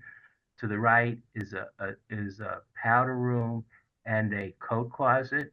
Up above that is a barrier-free accessible bathroom with a tub, sink, and shower. As you move further deep into the apartment, there's a kitchen with a refrigerator, range. Then there's a peninsula with a sink, and that can be used as a place to have breakfast or lunch and so on. There's a good size dining room beyond that. The spaces have both a dining area and a living area, and to the left is a 42 square foot balcony. So this is an 811 square foot 1-bedroom apartment, and I believe it has the internal amenities to the apartment are in my opinion, they're very nice. There's a nice walk-in closet to the bedroom, and it's a good layout with nice views and large windows. Now, all the 1-bedrooms with dens are similar. Due to the geometry of the site and the geometry of the building, there's some variation, but they all have pretty much the same components with slightly different sizes. So if we take unit 207 and 307 as we go up the building, this is another 1-bedroom unit. This unit has an ADA bathroom. It has an office that's approximately 8 by 12. It has a bedroom with a small walk-in closet. It has a living dining room, again with a kitchen, range, refrigerator, sink, and an island that could seat 3 people. And it has a balcony of approximately 66 square feet. All of these floors are the same. They mirror each other going up the building. And I can go on. I can go for additional apartments. Please let me know if you want more detail on this, but we could go. Now we're heading towards the floor with the amenity floor. So there's amenities in the basement, but there are also these amenities on the top floor. Again, it has a green roof. It has an outdoor terrace of about 2,500 square feet, approximately. Again, it has a range. It has a grilling cookout area. It has furniture layouts, fire pit, seating arrangements, and views. And the rails around the perimeter of this are glass, so it has a nice open effect. It's surrounded by a green roof. As I indicated earlier, there's a spa with a dry sauna and a steam sauna and a hot tub, restrooms, and below that, in the elevator, off the elevator lobby, is a fitness center with a universal type gym setup and multiple other pieces of equipment that are, I believe there's about 8 pieces of equipment within the area. And then to the left corner of the building is a 400 plus square foot work share room where people who work within the building can have conferences. We don't have a furniture arrangement set up yet, but it could either be conferences or workstations. That's to be determined.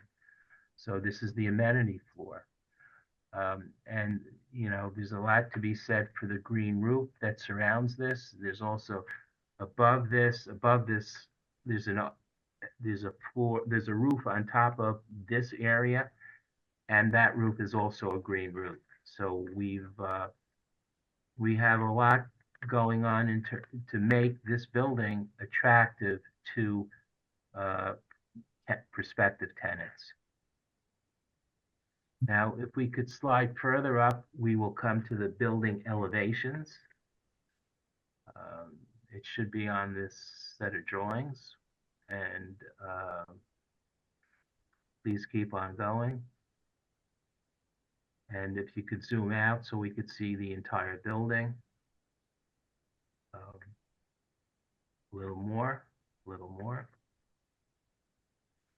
So we see the, I'll wait 1 second. So this is what you're looking at now is the McWhorter Street elevation. It's a combination of vertical, it's a contemporary looking building.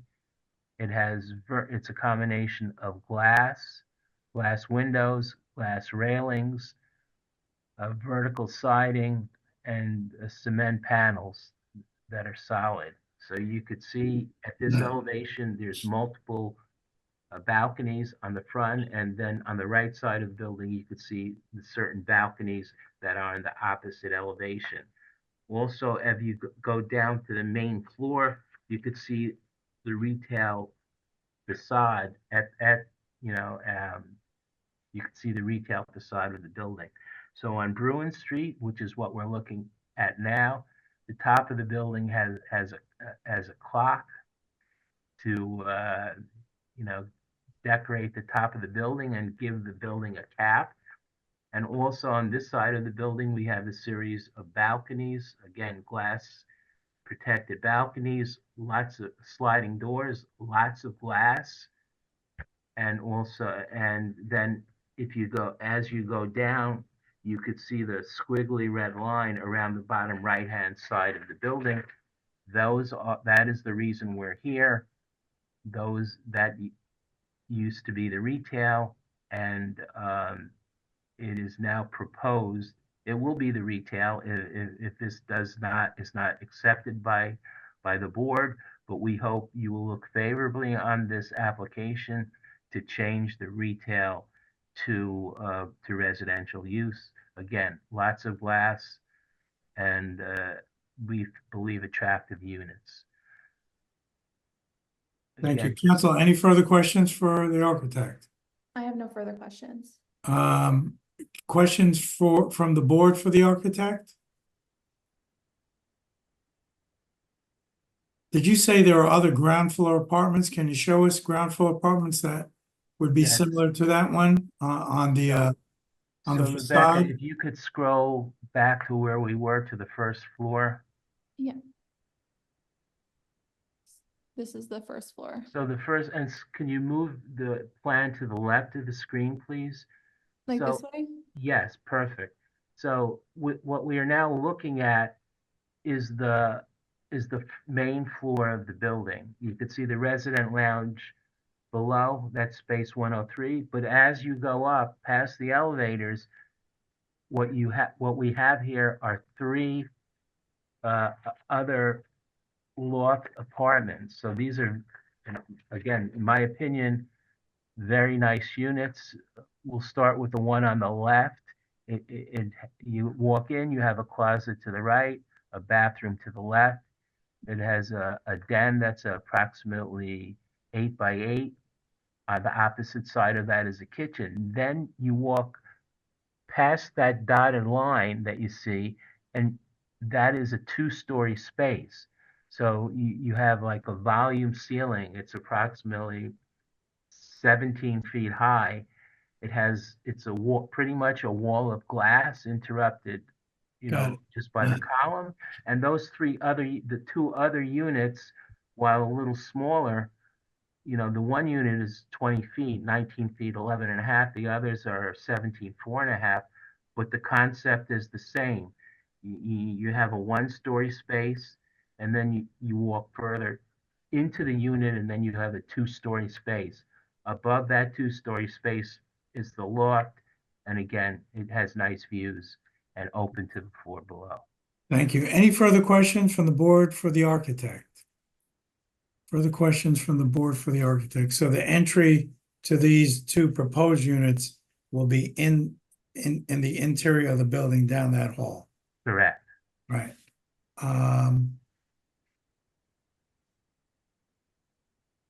So I have a question for Mr. Hazel. Mr. Hazel, here's something I don't understand.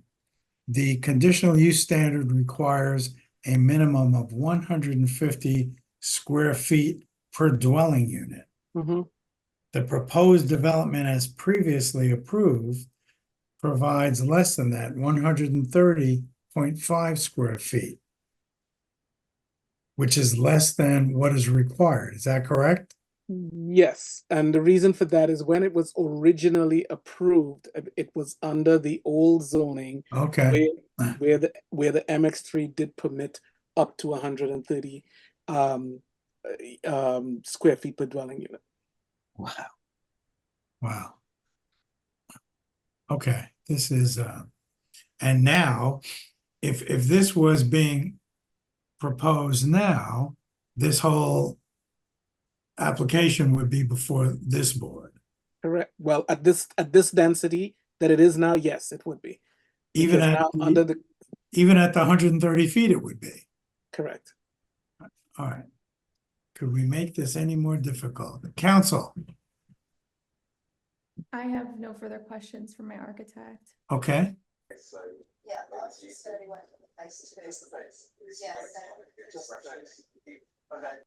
Now I would like, oh, John is here. Hi, Yeah. Rebecca. Hi, John. We're Okay, gonna call Mr. McDonough. yes. Mr. McDonough, I don't think you're waving at me. You're raising your right hand. Do you swear or affirm? Yeah, I have a weird computer tonight. Sorry. That's okay. Do you swear or affirm the testimony you're about to provide be the truth, the whole truth, and nothing but the truth? Yes, I do. Please state your name, your address, and your relationship to this application. Sure. Hi there, everyone. My name is John McDonough, and I am the project planner. My address is 101 Gibraltar Drive, Parsippany, New Jersey. Ms. McDonough, is your planning license in the state of New Jersey in full force and effect? Yes, it is. Mr. McDonough is well known to this board. We'll accept him as an expert in the field of planning. Mr. McDonough, you just joined us. I don't know if anyone had a chance to tell you the procedural confusion this application is causing. Did they? I get it, Mr. Chairman. I've been in and out. I get it. If I could get control of the screen here and get, I know it's. Can we close that, council? Okay. Yeah. Okay, so towards Commissioner Munford's comment earlier, I'm just going to put something on the screen here. This is a shot we took today. We couldn't do the drone, but this is what you see on the ground. And I'll tell you at least what I like about this application. This is a view from Bruin Street, and this multi-story building that you see on the left is the subject building, 12 stories tall, fully approved, almost ready to be occupied. You can see it's pretty far along. So obviously, regardless of what the board does tonight, this is the basic shell of the building that you're going to get. The applicant is asking the board to move on two residential units on the lower level here. There's already some residential units on the lower level. This on the Bruin side has been approved for commercial space. But what I like about this application is right next door is we have residential space. So effectively, we're moving residential on the ground floor right next to residential apartments that are on the street. This is not a case where we have a street wall effect of continuous storefronts where we're breaking up some sort of neighborhood pattern. What I also like about this application is we are keeping retail back on the McWhorter side. I think the board well knows you've got new development there in a 12 or 14 story building with over 400 dwelling units there, where I think it's much more appropriate to keep the retail on the ground level because it could provide a service to those persons. But here, again, the two units on the ground floor from a practical standpoint relates and complements very well to a residential use next door. That's the only practical change that the applicant is asking the board to move on. I understand there are some procedural issues here, not the least of which, if this building were being proposed today, it would only be allowed to have 115 units, and the applicant has 133 and is asking you to move on 135. I think the board is part of this related D3 and D5 density variance. The reason I say D3 is because density is one of the conditional use standards for a high rise in the MX3 zone. I know that might be a little confusing, but the bottom line is the applicant is asking the board to move on 135 units here. 133 are what you're going to get regardless of what the board does this evening. Although under the new zoning, only 115 would be allowed if this were built from the ground up today, but that's not the case at all. All said, for those two units, that simple conversion here, I think the criteria on the positive and the negative side are met. To the extent the conversion represents a better zoning alternative here, that it puts residential against residential. Mr. Hazel has a very similar picture in his report of this residential next door. The conversion is also a better zoning alternative for the retail space on the Bruin side, because there, as I said, no continuous storefronts. It's not breaking up a pattern. We talked about McWhorter and the 403 units. And according to the applicant, there's been no bona fide interest in filling this space with retail on this side where there is on the other side. So take that for what it's worth. I know it's hearsay coming from me, but again, I think there is a practical rationale to residential on the ground level here. Bearing in mind, the zoning does allow residential on the ground floor. That's not the variance. It's only the density. It's not the use per se. In fact, in MX3, an all residential building could go here. So, of course, an all residential building with 115 units could go here. that additional 2 units is not triggering any parking relief. We know there's an exemption here in the MX3, and the other thing to consider is if there were a parking demand, typically retail has a higher generation in the same space than residential. So we could argue it's a less intense use for those 2 units there. So all said, we think the statutory test is met on the positive side, a more viable use of the space. It's only about 2,000 square feet. We're not talking about mass here. And purposes A, G, I, and M in the land use law. The negative criteria is compatible with the neighborhood. There's residential units there on Bruin, including that one right next door. And I'm going to fall back on Erwin's testimony that the space is suitable for residential occupancy and will meet all applicable codes. I'm going to proffer that the degree of departure here is not a substantial departure from what's been found to be appropriate. 133 units in this substantially built building. 135 is what the applicant is asking the board to move on. A relatively modest change from what is to come, regardless of the action of the board tonight. So I think the criteria is met. I would call it a alignment. A plan is coming. And with that, I would offer that the criteria are met and approval. That's Council? I submit that the testimony provided by No, do you have any further questions for this witness, Oh, counsel? no. Any questions for the planner from the board? Let's take this down. Questions from the planner, from the board for the planner? Mr. McDonough, did you present this at the planning board? I actually don't think I did, Mr. Chairman. Are you familiar with all the? Maybe I did. Are you familiar as right now with all the C variances requested and obtained from the planning board?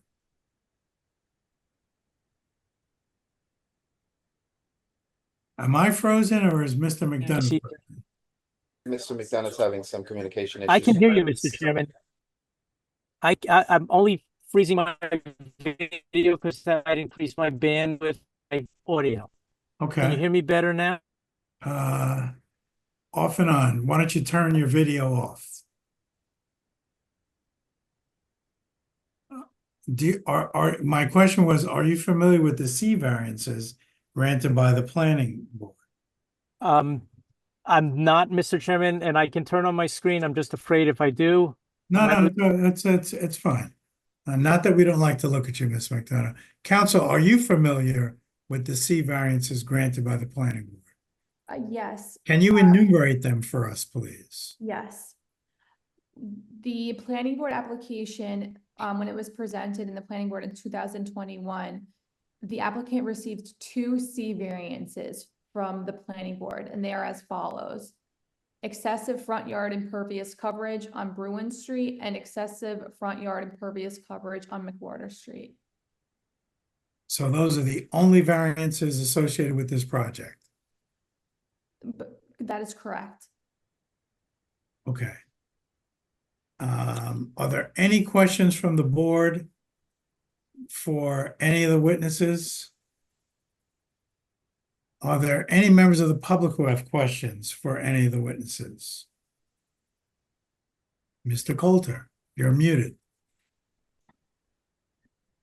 Mr. Chairman, the only question I had for squarely to Mr. McDonough, thank you for your service to the board, is for as far as ingress egress, I see that they are going to enter through the inside of the building. How do we feel about that in terms of, I understand the procedures of where we are now, but if you could just articulate a little bit on ingress egress. The architect did show it, but I want to understand it for the board systematically, ingress egress on these 2 resident units. Thank you, Mr. Chairman. If you can, Mr. McDonough. I think like the other residential uses on the ground floor, Mr. Coulter, I think they all feed off of the lobby. They all are accessed through the lobby. As I understand it, not direct to the street, but I'm sure everyone will correct me if I'm wrong. Any further questions, Mr. Coulter? No, he satisfied that. Thank you, Mr. Chairman. Thank you. Thank you. Any other questions from the board? Hearing none, do any members of the public care to make a statement at this time? Mr. Coulter. Yes, Mr. Chairman, my Coulter, if you statements. raise your right hand. Do you swear or affirm the testimony about to provide will be the truth, the whole truth, and nothing but the truth? I do, Mr. Chairman. Please state your name, give us your address and your statement for the record, please. Shea Coulter, 232 Avon Avenue, Newark, New Jersey. Just a concerned citizen on matters of land.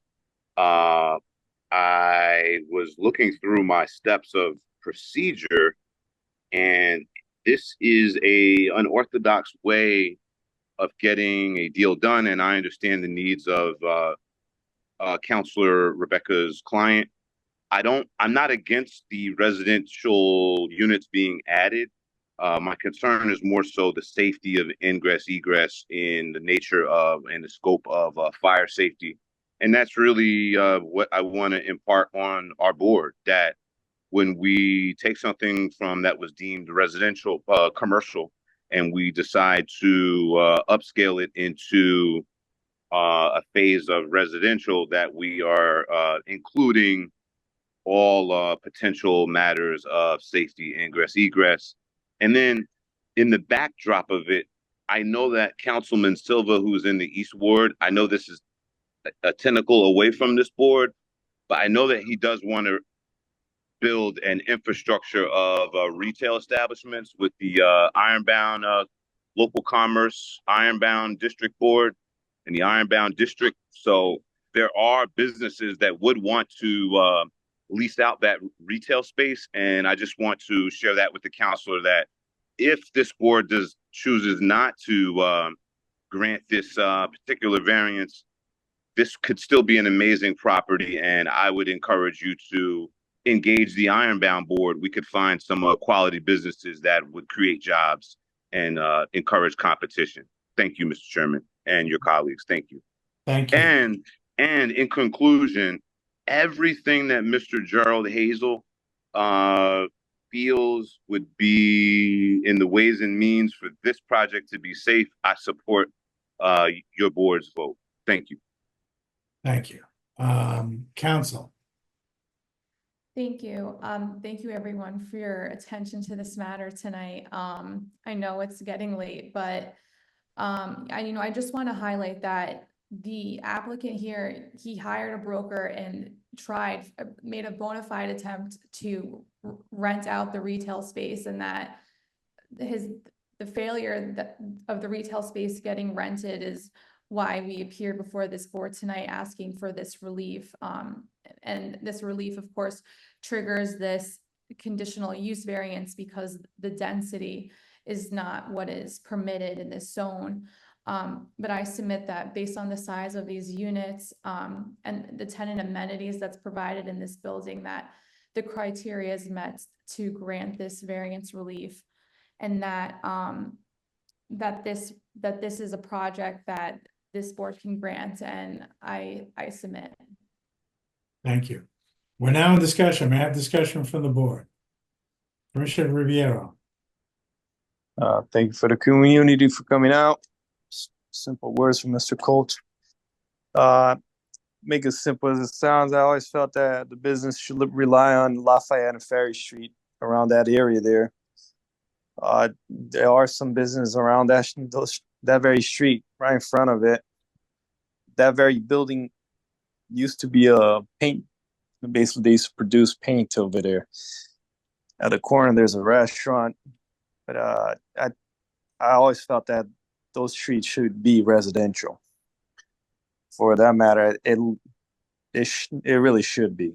I don't think it should be a business there, but this is what we have in front of us. So I will be in favor of this. Thank you. Thank you. Commissioner Hall. Yes, thank you, Chairman. Setting aside the technicalities of this, I have no issues with it being an apartment instead of a retail store. We're talking about 2 spaces. It came there with the idea of being able to have a store. Didn't work out. They want an apartment. I don't have any problems with it. Of course, it should be in coordination with a planning board and make sure that we're not stepping on anybody's toes, and that should be it. So I'm in favor of the project. Thank you. Commissioner Comesañas. I think it makes sense to change these to apartments. There's a lot of businesses in that area that are struggling, and we're bringing in buildings and forcing them to have storefronts by ordinance when, you know, you don't need a storefront in front at the bottom of every building. You know, so in this case, it works out. It keeps that area more residential and you know, creates it adapts to the need, and I applaud the owner for being proactive and trying to get it done sooner as opposed to waiting. So I don't see anything wrong with it. Thank you. Any other comments from the board? Other comments from the board? I'm just going to repeat, I do not like the way this got here. And please let Ms. Carilla Perez know that she owes you.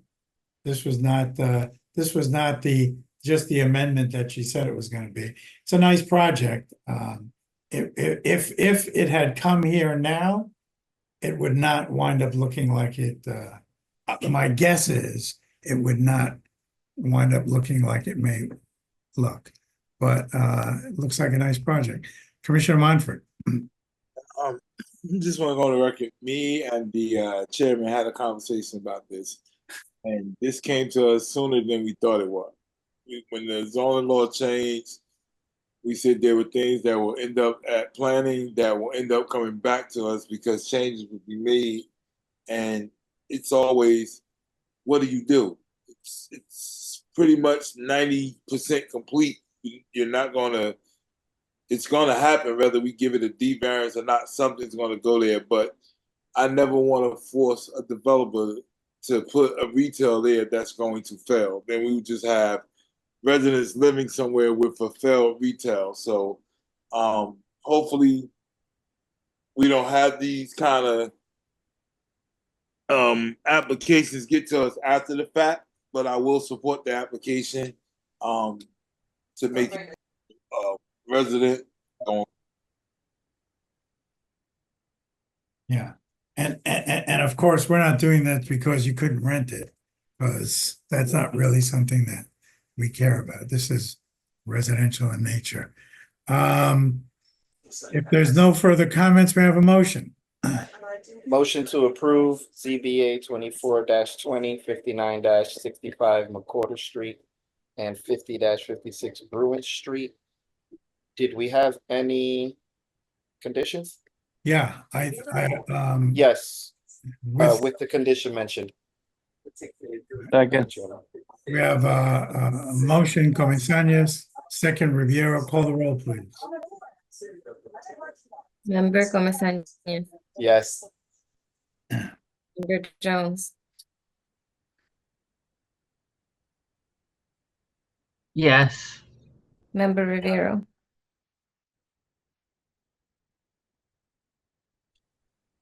Yes. Member Hall. Yes. Member Cobian. Yes. Vice Chair Mumford. Yes. Chair Alfont. Yes. Do we have to, site plan approval is not required, which again, doesn't make sense here. You know what? As a result of this, we need Mr. Plata, you and Mr. Hazel, please put your heads together. If we get another one of these, as Vice Chair Monfort predicted some time ago, we need to have a better way to deal with these more holistically, as Commissioner Comesañas also brought up, to deal with these procedural issues. And we probably should hear this one had this one was relatively a lesser use, as we could say, a less intense use. when the one comes that's not, we're gonna have more problems. So if you could put your heads together and maybe come with some advice on how we deal with these. And my sense is we'll probably be hearing the whole thing.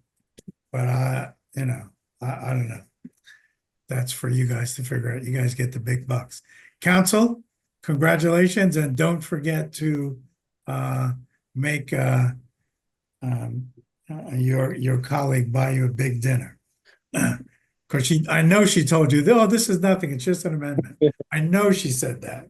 It's okay. I need to get beat up by the board a little. It's the rite of passage. Have a good evening. Congratulations. The next thing on our agenda is memorialization of resolutions. Council? Yes, first resolution, ZBA 23-77, which is 153, 155 Walnut Street. Are there any proposed additions or dissents? Hearing none, call the roll, please. Member Hall, Yes. Member Yes. Yes. Member Jo- Yes. Was I heard? Yes. Oh, okay. Are you frozen, Miss Mejia? Frozen again. Oh no, she's back. I think she did freeze for a while. She's good now. Member Rivera? Yes. Okay, thank you. Member Cobian? Yes. Vice Chair Mumford? Yes. Chair Alphonse? Yes. Council? The next is ZBA 24-10, 69, 95 Blanchard Street. Any proposed revisions or dissents? Hearing none, call the roll, please. Member Hall? Yes. Member Gomez-Sañez? Yes. Member Jones? Yes. Member Rivero? Yes. Member Cobian? Yes. Vice Chair Mumford? Yes. Chair Alphonse? Yes. Council? Next is ZBA 20-05, which is 653 South 10th Street. Any proposed revisions or dissents? Hearing none. Member Hall? I'm sorry. Member Hall? Yes. Member Gomez-Sañez? Yes. Member Jones? Yes. Member Rivero? Yes. Member Cobian? Yes. Yes. Mumford? Yes. Chair Alphonse? Yes. Council? Next is ZBA 24-03, 138, 142 Littleton Avenue. Any proposed revisions or dissent? Hearing none. Hearing none. Call the roll. Member Hall? Yes. Member Gomez-Sañez? Yes. Member Jones? Yes. Member Rivero? Yes. Member Yes. Vice Chair Mumford? Yes. Chair Alphonse? Yes. Council? The last resolution, ZBA 23-32, which is 111 Ferguson Street. Any proposed revisions or dissents? Hearing none. Call the roll. Member Hall? Yes. Member Gomez-Sañez? Yes. Member Jones? Yes. Member Rivero? Yes. Member Cobian? Yes. Vice Chair Mumford? Yes. Chair Alphonse? Yes. Council? No further resolutions. We have minutes to memorialize. First minutes are the minutes of June 27. I think we usually vote on these. Any proposed revisions? Hearing none, call the roll, please. Member Hall? Yes. Member Sañez? Yes. Member Jones? Yes. Member Rivero? Yes. Member Cobian? Yes. Vice Chair Mumford? Yes. Chair Alphonse? Yes, next minutes to be memorialized are July 11th. Are there any proposed revisions? If none, call the roll, please. Member Hall? Yes. Member Gomez-Sañez? Yes. Member Jones? Yes. Member Rivero? Yes.